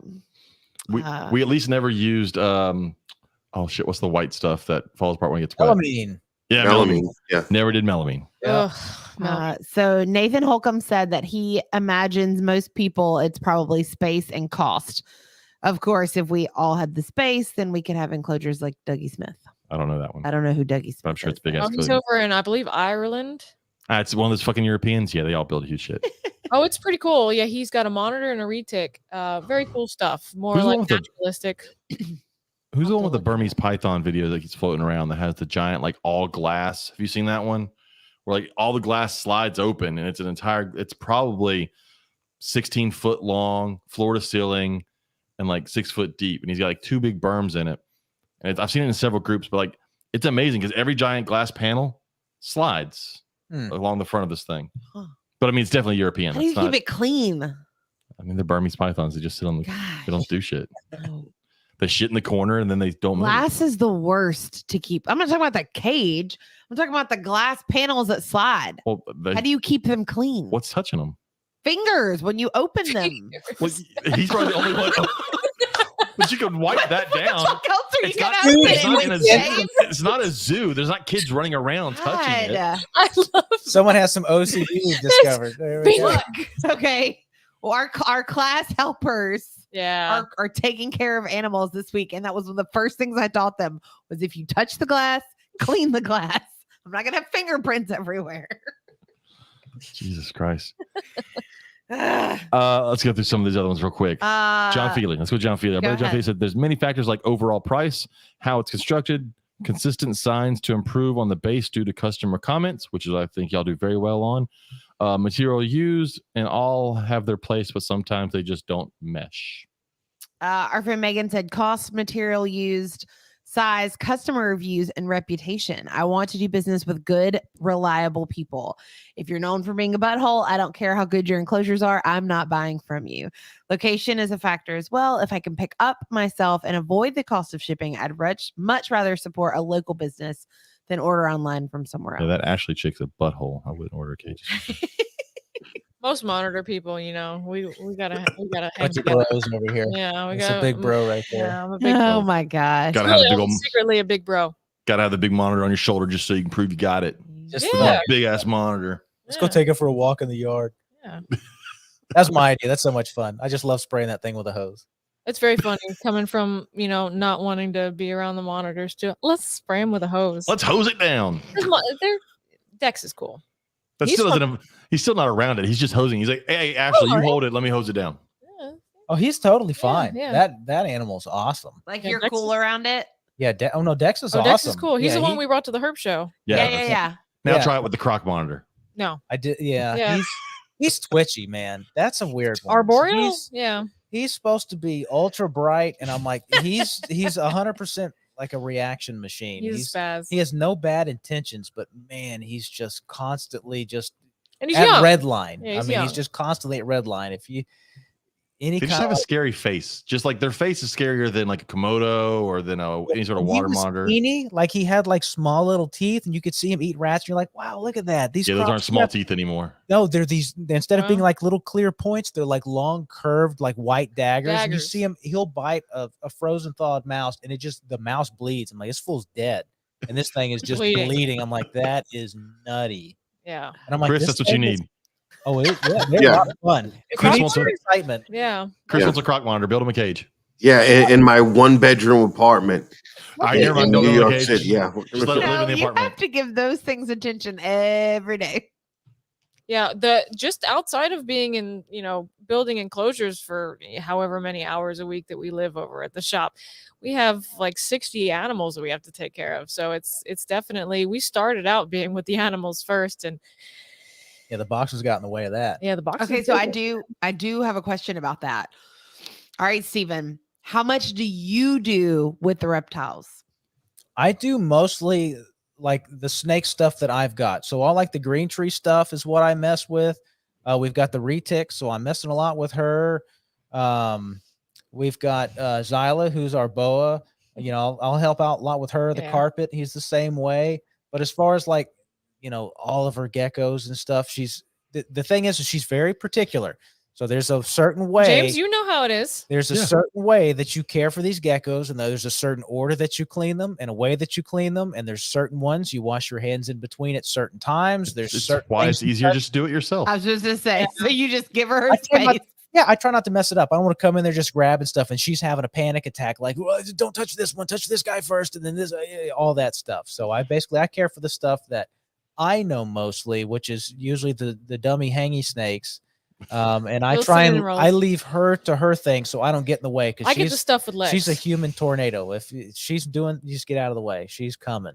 I just imagine Steven trying to help and he opens up something and the gecko just runs out and lizards Oh, are they all do. over the place. in midair, I have to catch them and throw them back in when I try and help them. Like these dudes, she knows exactly which ones are psychos, which ones are calm. That's how James is with his stuff.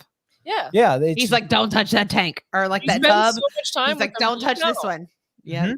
They all have personalities, and it Yeah, sounds so- funny, but she stays in her lane and I stay in my much smaller lane. Yeah. So I That's do my awesome. thing. I'm sure it's very similar for Chris with his two frogs. very similar. Yes. Do you have what kind of frogs do you have? He's got dumpies. Look at me. I have dumpy frogs. Yeah. I mean, it's just the way it, and I hate them.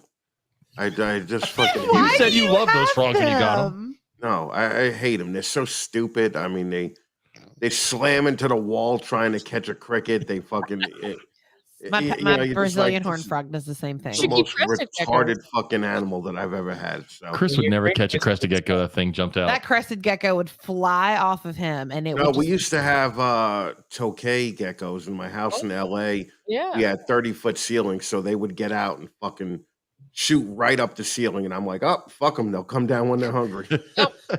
So we had a ton of that. Then we had a bathroom where we had we just let the leeches like free roam there, Jeez. because it was always humid in that particular bathroom. Then one bathroom we had an alligator in. So it was a little bit fucking, oh it was my a little God. bit nuts. That's kind of Wild West there. A little bit. Back in LA, we were, That's what I said. Yeah, it That's a was side like- of you I didn't know, Chris. So yeah, what's it the was, alligator? we had a 6.5-foot alligator just Why? roaming in the fucking tub. Why They would were you rock not have an stars. alligator? What's that? No, Ashley. No. I want to know. Shit, actually, an alligator would be safer than the croc monitor you have. Oh, for sure. Yeah, she's always showing me caimans. She's like, they can't reach around and get you. I'm like, stop this. You know? Yes. I've been there, Yeah. done this. Yeah, they can't James give you the Lewis old. wants They one can't give you the too. old reach They just around. need No, space. sir. That's the only thing limiting. I mean, they're way easier to take care of than a monitor. Monitors require a lot more attention. You I need a just want- farm. I do. Go get one. We're I just working on want a Chinese alligator. Is all I want. I mean, there's a James, lot of a paperwork. Chinese alligator. Oh my god, yes. This is a great podcast. It was nice talking. No, to I everybody. follow that. Oh that God. hashtag on Instagram. Chinese alligator is like literally one of my. Oh, I used to work with one, and they're Oh. fucking amazing. I want one so bad. So I went to alligator. Let's move in with Chris. Yeah. Well, yeah. So I went to Croc Encounter, and he took me behind the scenes, and they may have a few babies there, and no one would help me steal No one. one would help him steal. You no can't put one. those in your pockets. Oh, you could. There Oh, were- these were small enough they could have easily fit in his pocket. there was Oh, a whole regular- room Yeah. full of baby Chinese alligators, and I was like, "You won't miss one." I was like, Chris, go ahead and check our pockets when we leave because it is not happening at my house. Man.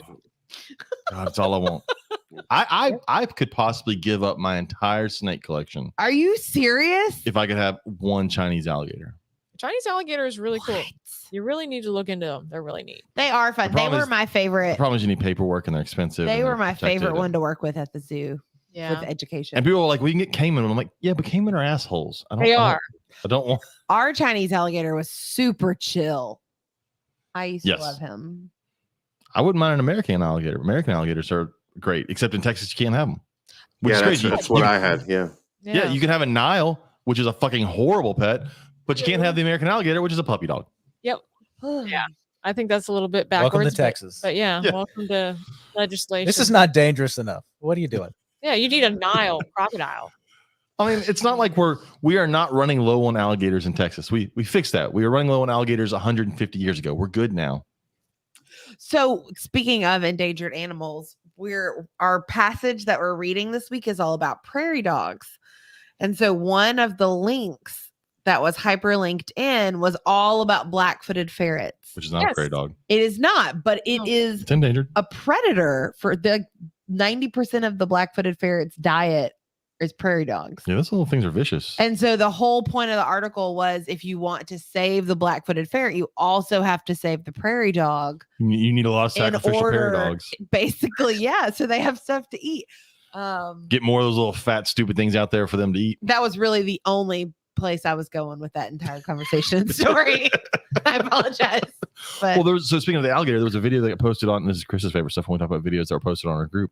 the but- video that I couldn't watch because it made me The nauseous. guy had an alligator, and the whole thing is like people like kissing it, Oh, no. touching its mouth, and nothing is taped, and they're loving on it. And I'm like, this is all great until it's not fucking great. No, that's not Yeah. the video. I was talking about the video of the girls in the pool with it. Yeah, it's the same video. Oh, You didn't yes, watch the rest I of it. I couldn't get They're past swimming in the first, pool with like, it, and then like people are like 30 publicly seconds. touching on the face, and then he has its mouth open, he's touching its tongue, and it's not biting them. And I'm like, that's wonderful. It makes my until it fucking stomach bites you. hurt. I can't. Well, People that's- I are mean, even- idiots. Even dogs. Like you see so many things that dogs. Yes. My dad was a K9 HPD officer for HPD Houston Police Department, and it's amazing how many people would walk up to his patrol dog. A that is working trained- dog. Yeah. A working dog that is trained to chase and bite, not just off the cuff, but and just put their face in its face. That dogs are can be very dangerous, and so I know that reptiles kind of get a bad rap just because they're more instinctive. They're not domesticated, but dogs are also very dangerous. Well, see, Just and that was they're something that's in your home doesn't mean that they are not dangerous. They have big teeth. well, that was kind of my argument. My argument was that because someone said something about dogs, and I said the difference here is that dogs are domesticated. Now, obviously, people don't understand that you're not supposed to fucking touch a working dog. It's not a pet. Or anybody's basically- dog. You don't yeah. just walk up You to I was someone's going to dog. say you But- shouldn't touch any so, like- animal unless you have permission. So we have a pit bull, and people will tell you how dangerous pit bulls are. I'm like, I trust mine with a baby, but like we've been with it, we've trained it since it was little to not do that, which is completely different than, well, I've trained this alligator to not bite. No, you fucking haven't. It's just been calm enough for now. It's just not done. It's it been yet, yeah. habituated. That's about Yeah. as far as you can get. But And the they're one day still you wild finally piss it animals. off, you're Correct. losing an arm. You're like It's Greg it's- Graziani, you're gonna lose I mean, a damn arm. but with that being said, like with our dog Millie, anybody who knows Millie knows she's not the brightest crayon in the box, but It's a dumbass dog. she loves me, and that's what matters. But I'm also not going to go get between her and her food bowl when it's feeding time because I'm smarter than that. I will. I dare her to bite me. I I'll beat the mean, shit out of I'm her. not going to mess with her. I'll punch her. Oh, I'm sure. And then she'll think we're playing. And then she'll think you're playing. But yeah, I saw that video. And I was like, oh, that does not need to make its way around the internet because everyone's gonna go, oh, look how friendly this. That's like, have you ever seen the video of? It's like an old guy on a golf course, and it's a big alligator, like off to the side of a golf course. Yeah. And this old guy walks over there, throws his jacket on top of its head, and he's like, I'm gonna catch this. I'm like, what the fuck? You have watched too many croc hunter shit. And he jumps on it, and that thing turns. How have I not seen this? It grabs his arm, and he's lucky it lets go. No. Yeah. And he's like kicking at it, and he gets away. But Oh. Yeah. Makes my stomach hurt. Well, with our alligator, the second the guy was going into the hospital, right? So we had to watch the alligator for 8 months or whatever. And he had the alligator since it was born. And he worked for Chevron, so he would take it around for conservation, and he'd let retarded kids touch it, right? But fucking the alligator, I know Katie doesn't like that word. I'm sorry, right? But he lets. I'll tell you what, Katie. He lets kids that had a 43rd chromosome touch it, and that's not a thing. Or 41 chromosome. Anyway, the alligator was like 6.5 feet when we got it. Oh no! And we had a sunken in bathtub in one of the rooms, so we let the alligator stay there. And as soon as the guy left, the guy was like, "You don't have to feed this for like 2 weeks, right?" And as soon as the guy left my house and turned the corner, time to feed it shit. What do we have? Well, my girlfriend was like, "I think Nessie looks hungry." Right, so she goes, "I'm gonna go buy her chicken." Wait. That's what I wanted to know. Her name was Nessie. Nessie, yeah. That's so fabulous. And so my girlfriend goes and buys a chicken from Ralph's or whatever, goes and throws the chicken in there, and the alligator grabs the chicken. Right, fucking the next day, she was like, I don't know, man. Nessie looks hungry again. I'm gonna go buy her a chicken. Right, bought her a chicken. This happened for like 6 days in a row. Like, oh my and god! like on the 7th day, you physically saw the alligator getting fat, right? And the 7th day, I had to take a piss in the middle of the night, and I forgot that there was an alligator in there, right? So I just opened the door. Alligator's all chicken nugget. Lunged at me because it thought it was getting a chicken. And I pissed myself. I got to be totally honest with you. All right. I would have. It's a good story, though. I would have. But we had to let the alligator walk out on her own so that I could pick her up and carry her back in. So she knew that it was. I mean, I was like, that's when I was like, I'm sick and tired of having these pets in the house that could kill me. Because we had 2 cobras in the house. We had fucking, all this fucking weird Wild Kingdom shit, and I was just like, listen, I'm past that age where I gotta get, I gotta lose a hand in order to keep your dumb animals. So that's when we stopped getting dangerous animals. What's that? Lose your hand to take a piss. Yeah, fuck that. I mean, that shit. Our daughter crazy. has requested that we don't get anything venomous until she moves out and goes to college. I can't anything venomous till I move out of the stupid county. Yeah, no. Oh, there We had 2 venomoid cobras, monocle cobras, and the one restriction the guy gave us was like, don't keep them together, okay? And we kept them together, of course. And one day I'm walking past the fucking cage, and like 13 little heads pop up. Oh no! Fucking, and I'm like, how the fuck are we gonna get these things out of there, right? No. Yeah, we had to hire a guy. And then what we would do is we would test to see. How did you wait? How did you hire? Like, how did you find someone to hire? You're missing the for part this? that's an egg-laying snake. Oh, Yeah, Which so means they they- completely left it alone long enough to incubate for the eggs. Oh my god. Yeah. And what we would do is my friend Tom Baker, if you know him, he's the guy that came up with the crystal ball python. He's I know the now, but name. fucking- He came to the house and he was like, let's test out your venomoid cobra. And I put a piece of plastic on a fucking cup with a rubber band on it. I was all ready, right? And so he grabbed the cobra, right? And the cobra bites the cup, right? And he's like, see, no venom. And I said to him, I was like, what if the cobra just knows that he's biting into a cup and doesn't want to waste venom, right? So Tom's fucking hand started shaking then, right? And the cobra kind of got a little out. We just threw it in the corner and ran out of the room. We had to hire another guy to come get the cobra. Right?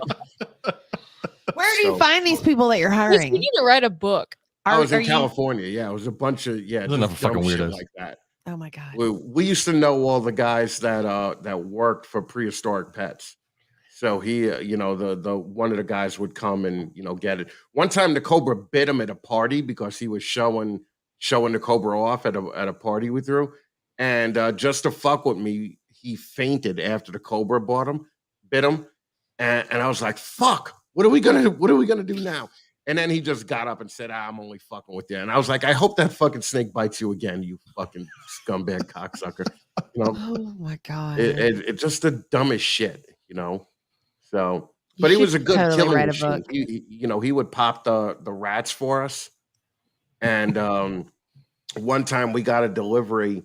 I feel like I'm over talking the Haudes, and I shouldn't do this, but it is a funny story. Oh no, go. Oh no, Um, we are loving your stories. I was just like, we got the delivery of rats and rabbits in because we had a bunch of big berms, and I was like, "Fuck, I'm gonna have to kill one of these rabbits now to feed to Stephanie, right?"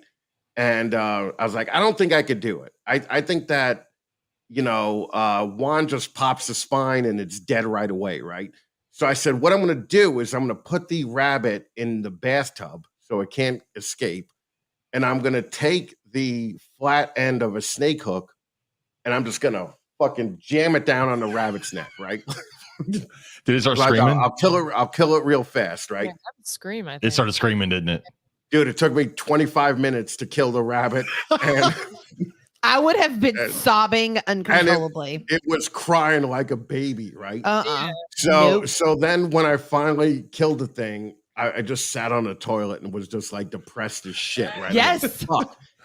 James has a limit on how many rabbits he can kill. It's 4. His limit is 4. Well, I could only kill one. Quickly, But the kicker is we kept this big snake in a walk-in closet because she was like 14 feet.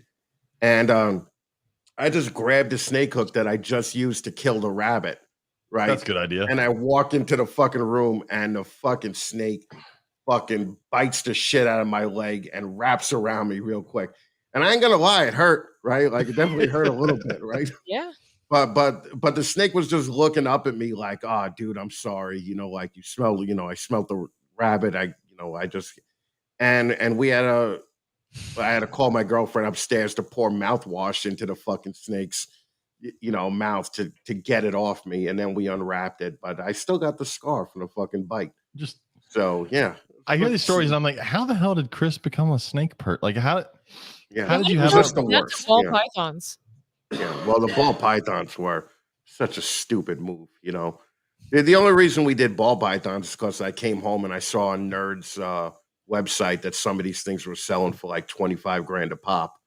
So I told Donato, I was like, maybe we should do this, buy 2 of them, and even if we produce 1 clutch a year, it's a nice little retirement fund.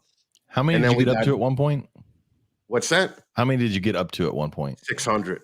Jesus Christ. That's a Yeah. lot of snakes. How many females? 400. Yeah. My God. First year that we started breeding, we had 100 clutches. Like, who the fuck gets that lucky? And how Well, many like, who- people? It was 3 people?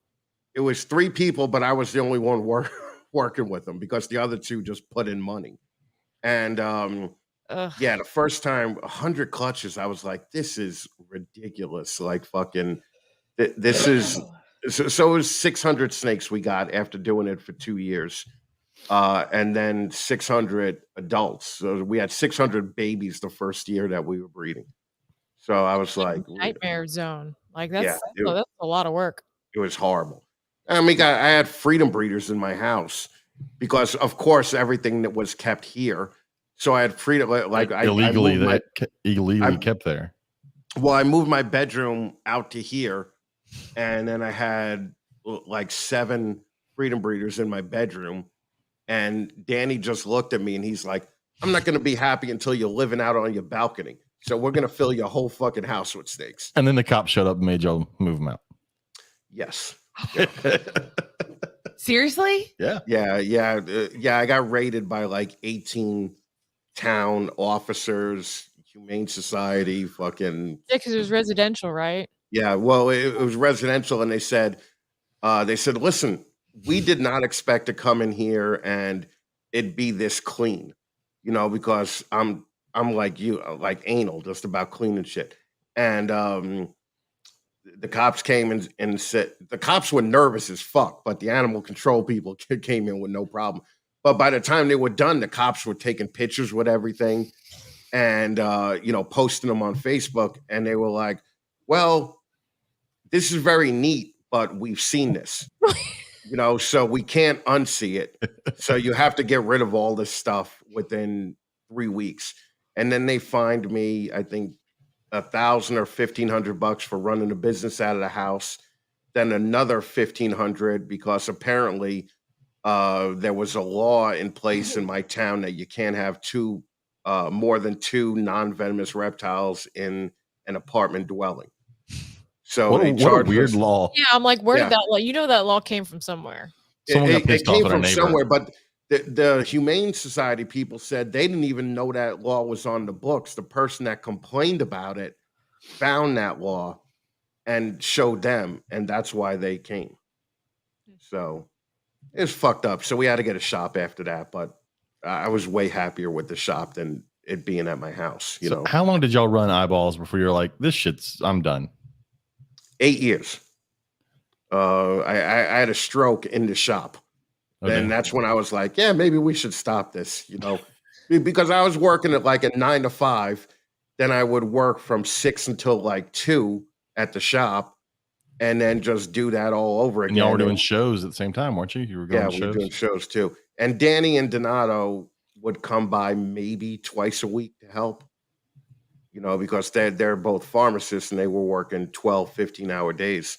So, yeah, I was the only one at the shop at all times. And this was like because I used to want to breed ball pythons, and I listened to your show, and this was like mid-2000s?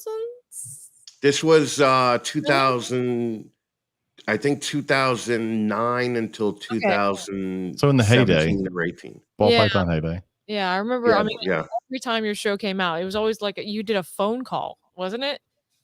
Recorded phone call? Yeah, I used to use like Skype. Yeah. Or something like that because it was all audio at the time.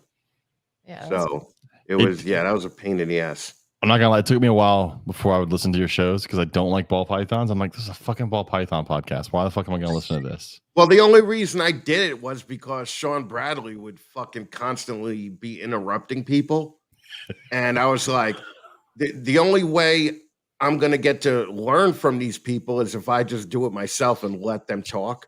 And every show is not the Sean show. So that basically it's a spite show. That's why I started. To fucking spite Sean Bradley. So I'm really glad that you brought that up because way earlier, Darren Watson wanted to know how long it was between you coming up with the podcast and actually recording the first episode. So before you answer that, Chris, so how long did it take before you came up with the idea of the podcast and actually started your podcast? I listened to bullshit once and I came up with this show 2 weeks later. And then when did you record after that? Like pretty quickly? Oh, 2 weeks later. Yeah. All right. So actually, how long have you had an idea for a podcast? So this is, Thanks, James. Thanks. You are not named. No, I'm going to tell you like I tell my students. Your name is not Ashley. I asked Ashley this question. So there's almost always a caveat. I had a very... 1 second. I think he thinks he muted himself. Guys, I got a delivery. I'll be right back. I'm sorry. Okay. Hey. We're all just taking phone calls now. I've been texting our child telling her shower, get ready for bed. Do you have clothes for tomorrow? Is your lunchbox in the kitchen? Hey, at least the air fryer went well.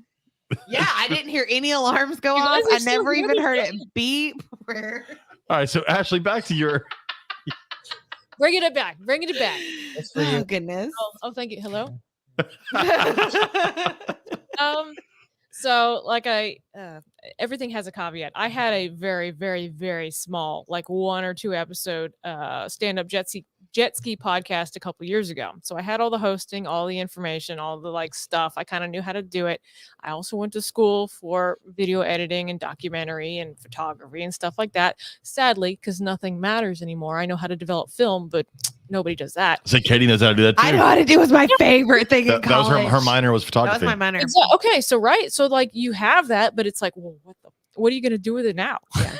You know, It literally just got me through my last few years because I switched that to my minor right after my dad passed away because I realized that having psychology right after dealing with a very traumatic death was not a good call. So I dropped out of all the psychology classes and switched it I to forgot about that. photography That's true. because Photography's- I needed something that was fun that I wasn't gonna like make me emotional. So I did photography. yeah, photography's good stuff. Yeah. Sorry. Anyways. So yes, so I've had a very, very small podcast. I've kind of done this before. That was a couple years ago. And then like probably over a year ago when we kind of got this gear together, I wanted to do something.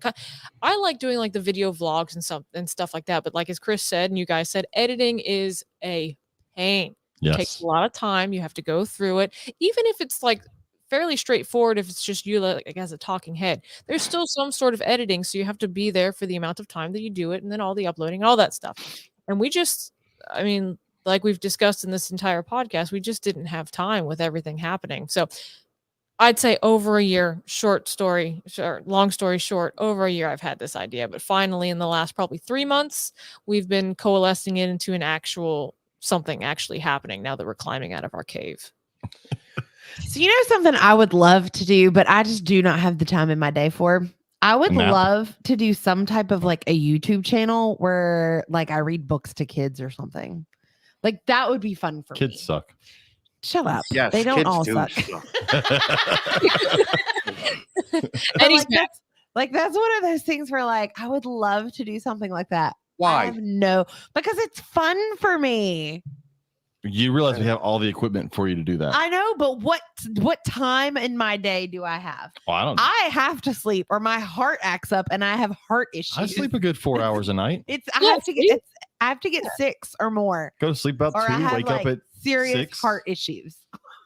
Well, maybe when you're reading a book, just read it out loud and then record it. And then maybe when you have some There you time. go. I do. It's I one mean, of I my gotta tell favorite- I you- love to read to kids. It's a dumb idea, but if you want to do it, You are not the targeted behavior. audience, Christopher. I'm just saying, it's just dumb. You are not the target audience. Let me answer Darren's question. So Darren asked how long it was between coming up with the idea for the podcast and actually recording the first episode. I know I recorded the first episode in like the end of January in 2020. Sure. I know it was because we went to Tinley 2019. It was the first time I met Carly. Yep. And then I think somewhere around December, I said, "Hey, Carly, do you want to be a co-host?" And we did the first one in January. And then now I'm on And my. then because COVID hit after that, and then because she worked at a nursing home, and And then life April came got along, crazy and then for her. April left. Now I have y'all until y'all quit, and then I'll pick up somebody else. I mean, guess. I don't know that I get to quit because I kind of You live live here. with you. You don't have an So, Steven, I'm so sorry. There's kind of a caveat when you're married to the host. Oh, yeah. Yeah, I gotta go. Just gonna wait till their podcast till Steven gets tired of it and stops doing it, and then I'll just make Ashley my co-host, and then y'all can You leave. can be her co-host. That's true. We just do the same. What? Yeah. Done. Everybody wins, Steven. You can't let Steven get out of this that I'm easy. out of here. I'm gone. That was No. it. Yeah, you're the creative mind, man. You got to be here. Shit. As long as the voice is there, you can be the ghost in the background. Oh. Yeah. With the Baba Yaga.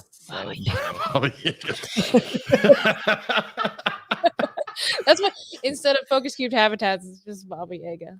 Just saying mean stuff in the dark. Just you need to make a little logo of like scary, like Baba Yaga monsters, and then just. Oh, so Chris, let's throw out Chris's last episode that he just put out because it came out today, right? Yeah. Yeah. So- you were listening to it today. Yes, because I was pissed because Chris put out a thing a week ago that it was coming out. I was like, "Oh, Chris, I do an episode. It's got Ben Moore on. I want to listen to that." And then I realized, "Fucker, that doesn't come out for another week." It upset him enough that I had to hear about it. Just throwing Well, it out they there. You say that on because the they Yeah. they couldn't announce it legally until then. Motherfucker. Oh. Oh. I do want to listen. We've had Ben on before you did. So I'm just saying he was on ours before Oh my you. God, James. Yeah, But, okay. It For probably, the 5 people that are still watching That's us fine. on this right now. That's fine. it actually really does matter because I wish you would have told me that Ben is boring as fuck. But fucking, if I would have known that he was on your show, I would have already known that. Okay, I like No. Ben, but I also enjoy the sciencey stuff. And he, Ben is awesome. I'm only kidding. But I, him and Patrick came on, and I knew I was going to get shit from you for not asking the right questions because you're like, whenever Chris talks to Warren Booth, it's so funny because Chris obviously doesn't know what he's talking about. Story Shut of my the life. fuck up. Story of my life. Shut Beautiful. the fuck up. You just right? got to go in owning that shit that you don't know what they're talking about. That's all you got to do. I don't care what they're talking about. Like, it's, so, but anyway, go ahead, James. I'm sorry. no, that's like whenever I have Travis on, I just treat Don't Travis like apologize to Travis. I just treat Travis like shit. And I hear him go on all these other shows and like, we have Dr. Travis Wyman. I'm like, fuck Travis. him. You're such a man. He keeps coming back on your show though, so I know. I Like love Steve. Travis. I went herping with him over the summer. I was visiting my family in West Virginia. We found out we were literally like 30 minutes from each other, and he was like, "Hey, come hang out." I was like, "Okay." it's beautiful So, around that and area. we had so much fun. Well, that whole area is about to be full of every herp doctor there is Yeah. because Yeah. Travis is there. Warren Booth is going to be moving up there. Dr.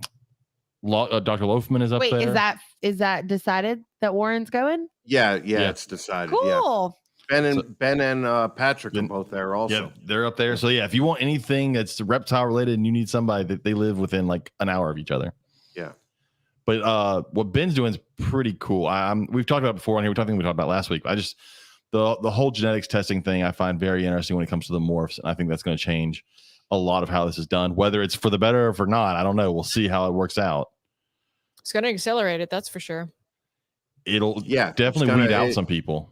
It's probably changing thousands of breeder plans across the country right now. So Yeah, you said something like that in the podcast, and it's Yeah. it's definitely going to change things.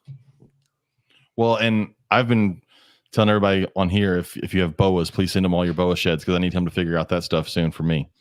Because he's got all this ball python stuff, but he told me because I contacted him and said, "Hey man, are you doing any boa stuff?" And he said, "No, I need sheds." So if anybody out there has visuals or known hets, send those sheds to him so that he can get that stuff going for boas, because that's a pain in the ass, especially with stuff that has like multiples of very similar genes. So like boas, there's call albino and sharp albino, and they don't work together. And I've seen people get what is supposed to be a call and then breed it, and then they don't get any albinos. And you're like, oh, hey, they're not the same. So they can breed to each other. Oh, they can breed, but you're getting normals. I've always It'll just wondered be a that double hit, basically. because he's Yeah. always like, "It's not this. This is what you've called." I have Yes. calls, yeah. See, I pay attention sometimes, but it's yes. I always know that's what he's looking for, and I've always wondered, like, are they just not compatible with each other? Like, It's like the different ball python exanthics. Yeah. Well, that's one thing I'll be very interested to see is when he starts doing all the ball python stuff and he goes, "Oh no, this and this are the exact same fucking thing." So Yeah. he can finally be like, genetically, they're the same thing. You can call them two different things All because the new genes, yeah. because that's one thing that drove me nuts in like the heyday of ball pythons, like in the 2000s, was the same people were breeding the same fucking thing, but they gave them 3 or 4 different names. I'm like, Yeah. it's the same goddamn snake. Stop that. Yeah. So But that was one of the questions I asked him. I'm like, who gets to name the official name for like I used static acid and confusion as an example because we all know they're the exact same fucking thing, but the guy who gets to decide what it's officially called, everybody else now has to say, okay, this is static or this is confusion, but static line or whatever. The guy who gets to make that decision, that puts a lot of power in that guy's hands. let's face it, it's whatever Kabilka starts putting in his videos and calls it. Yeah, well, Kabilka is doing the testing too, so Yeah. him and So- Morph Market. So if he's like, we're going with static, everything I breed here is static. I'm like, all right, well, I guess that's what it is. It's what we're all selling it as because you got to sell it as whatever he sells it as because he's the man that makes the market. Yep. You know, it's weird. You don't really see. So, Ashley, you do cresteds. Is there anybody in the crested gecko market that has that kind of pool that Justin has in ball pythons? What's so sort of, but not. It's a little bit different just because it's kind of a more isolated, I guess, kind of community. So you have like Altitude Exotics, Brian Butler. He's the one that kind of came up with, or at least proved out the Exanthic line that he got from Catherine in the UK. So he actually imported them from her because she just wasn't, I guess the story is that she didn't really want to try to prove it out. She was more like a kind of small time breeder, more pet owner. So he imported them and he proved it out over, of course, because it's a recessive, it took several years. And so it's called like the Altitude line. Okay. So he spent the time to prove it out. Now there's Suncoast, Manatee Suncoast in Florida. She also hatched out different Exanthics. And I believe it's the last several years, I haven't really kept up on a lot of the politics, but she has a different line, and I believe that they are compatible. So it's the curiosity is they from original animals that are the same. They do have a little bit different traits, but yes, people do kind of do a little bit of like a line that they say that Well, like they're such a I variable keep up with it. species. So like that, like they're so variable that they could be the exact same thing and just look different because they were bred in two different areas, but two different, males or whatever. Yeah. So that's really the question is people, yes, they do. Short story or long story short, yes, people do kind of name their lines. Whether they are the same or not, we don't know yet. And that's why it's kind of nobody tests crested gecko sheds, but it would be really cool to see if some of the like Exanthics and so you've got Exanthic, Cappuccino, and Lily White, to see if those things are the same in different like locations in the country and in the world. So they've got their own lines, but is it the same? Because like I find the pool that Justin has in the ball python market very interesting. Not bad or anything. I just the fact that he, go with red stripe, right? Everybody thought red stripe was a shit gene, and then he puts it into one thing and goes, look what it does, and everybody's like, okay, now that's an expensive gene because Justin said it was. And I mean, it made it look away. I wonder if there's any other a reptile out there that has that kind of one guy's like, yeah, this is the market for this animal. This is what we're going to go with. And then this is how we're going to do it. Like that guy that just had is it Altitude? Who's the one that had the Exanthic lily whites? So it was like charging $35,000. And that's Brian at Altitude. So he actually, both of them actually technically are from the UK, Exanthic and Lily White or the Lily.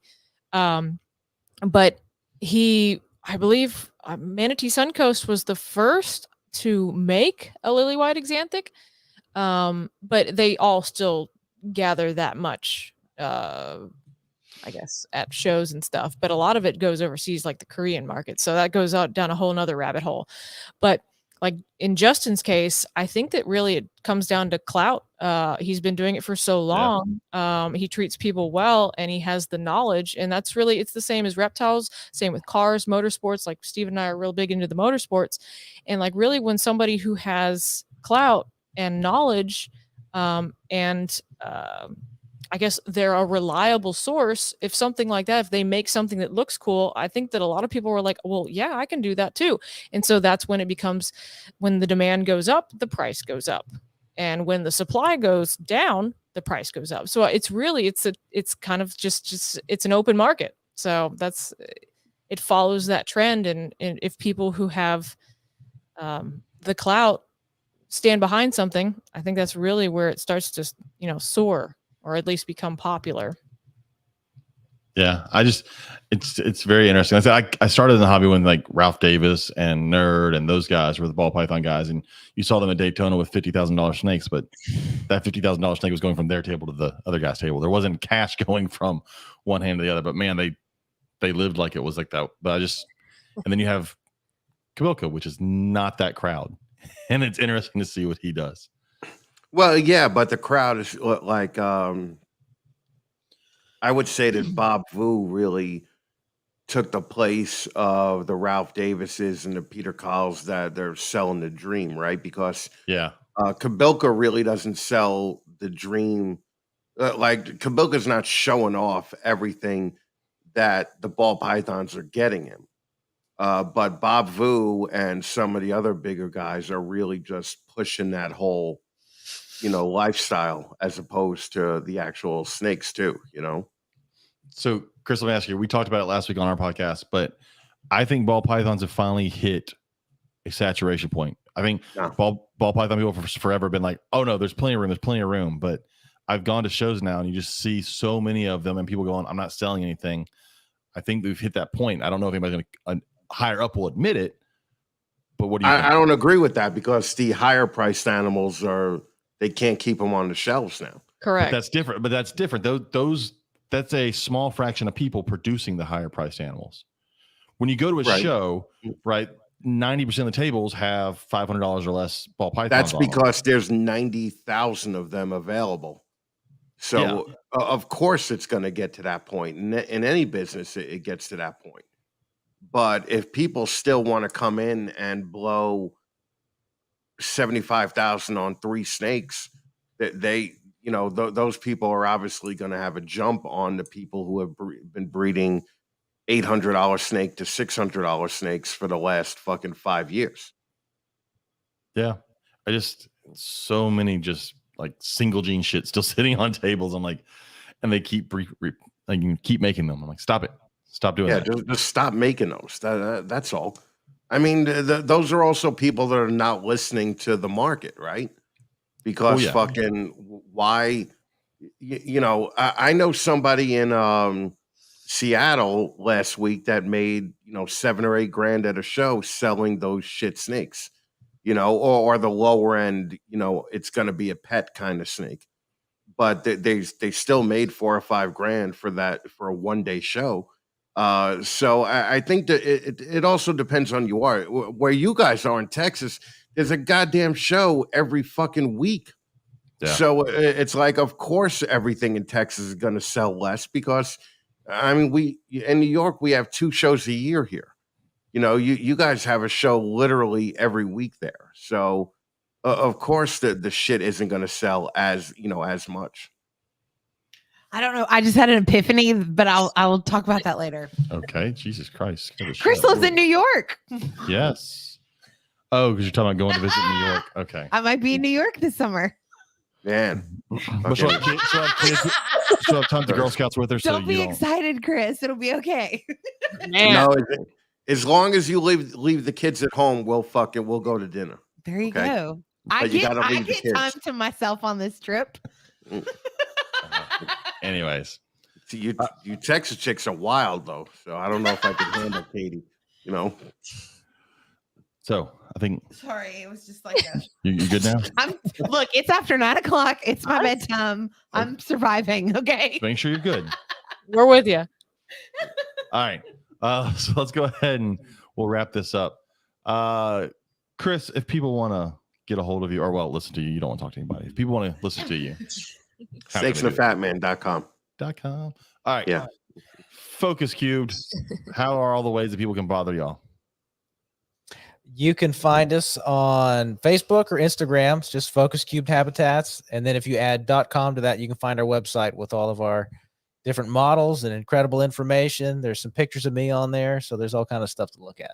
Also, Focus Cubed Habitats on YouTube. That's where the podcast is going to be, and it'll be hosted in actual podcast. There's Enclosure talks on there. So if you want to know what a box looks like before you get it, you might find the same combination of stuff you possibly might want to order maybe on there. Are you guys going to do audio platforms too? Mm-hmm.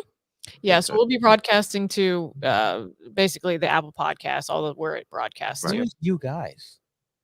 You're going to be there. You're not Baba Yaga yet. I got to get scarier. I'm working. So obviously, Chris is not child friendly. No. James is not child friendly. I'm more child friendly than Chris. Will you guys have? I'll be the child. I'll be it. I got it. I can do it. Will you guys be an explicit podcast, or will you be more child friendly? I mean, and as far as our one-on-ones, I don't think that we're really going to be going hog wild. But if we do interviews, people can be whoever they want to be. Yeah, but I've talked to Ashley in person. I can't really see Ashley just being like, fuck. Oh yeah, man, you've met so you much. have not met me. You long can't enough. take her in public. I'm like, we are outside. I have. It's rough. Yeah, a Like, sailor. people can hear you. And it's funny that you say that. When we found out that we were going to have a child, I just knew without a shadow of a doubt she was going to pick up bag language from her father. That ain't from me. It 100% did not come from James. Yeah, it was a lot of my mom. Yeah, She but stubbed her toe and went, damn it. And I was like, but she used it correctly. Are we really mad at her at the age of 2? Yes. And James was like, yes, we're angry. Anyways, if you want to get a hold of us, it's if you want to get a rack, Robert's not here, I'll do that. If you want to get a rack or a cage, that is a black box, and it's not one of these. I feel weird. But anyways, it's lsreptileracks.com.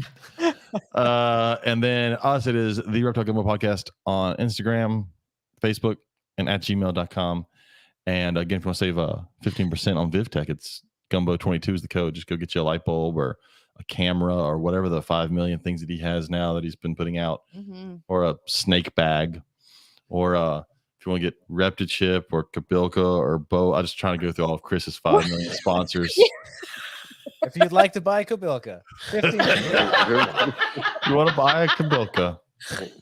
Oh my God. I feel like I just ask y'all, do you use, and then just yell at you for not using it, whatever it is. oh, you gotta go. Yeah. I was going to say, aren't there fart noises or something? That's not the problem. The problem is the beginning of 15 minutes of lame with the fucking bell. Was there an air horn on something at one point? No, it's the bell. It's the beginning. He dings a bell. All I It's know loud is as that fuck. wakes me up in the car That- every time. Every time it wakes me up. Because it's so much louder than the rest of Because the there's podcast. something soothing about your voice. Like I fall asleep every time. so I don't boring. know why. Oh, that's great. Great. Now great. that I'm okay with my child listening to your podcast. Because at first I was like, should we let her listen to this? Should No. she be in the car with every other word being fuck on this podcast? I don't even know what I I'm like saying. Fucking is a You know? She knows. She knows not to repeat what she hears. She knows that Chris is a horrible person. Don't say what he says. No. Anyways, thank y'all for coming on. Hang out while we go away. Everybody that's still watching or listening, thanks for doing any of that. Guys. We will probably be back next week. I don't know. At some point we'll be back. But goodbye. Wait for it to open.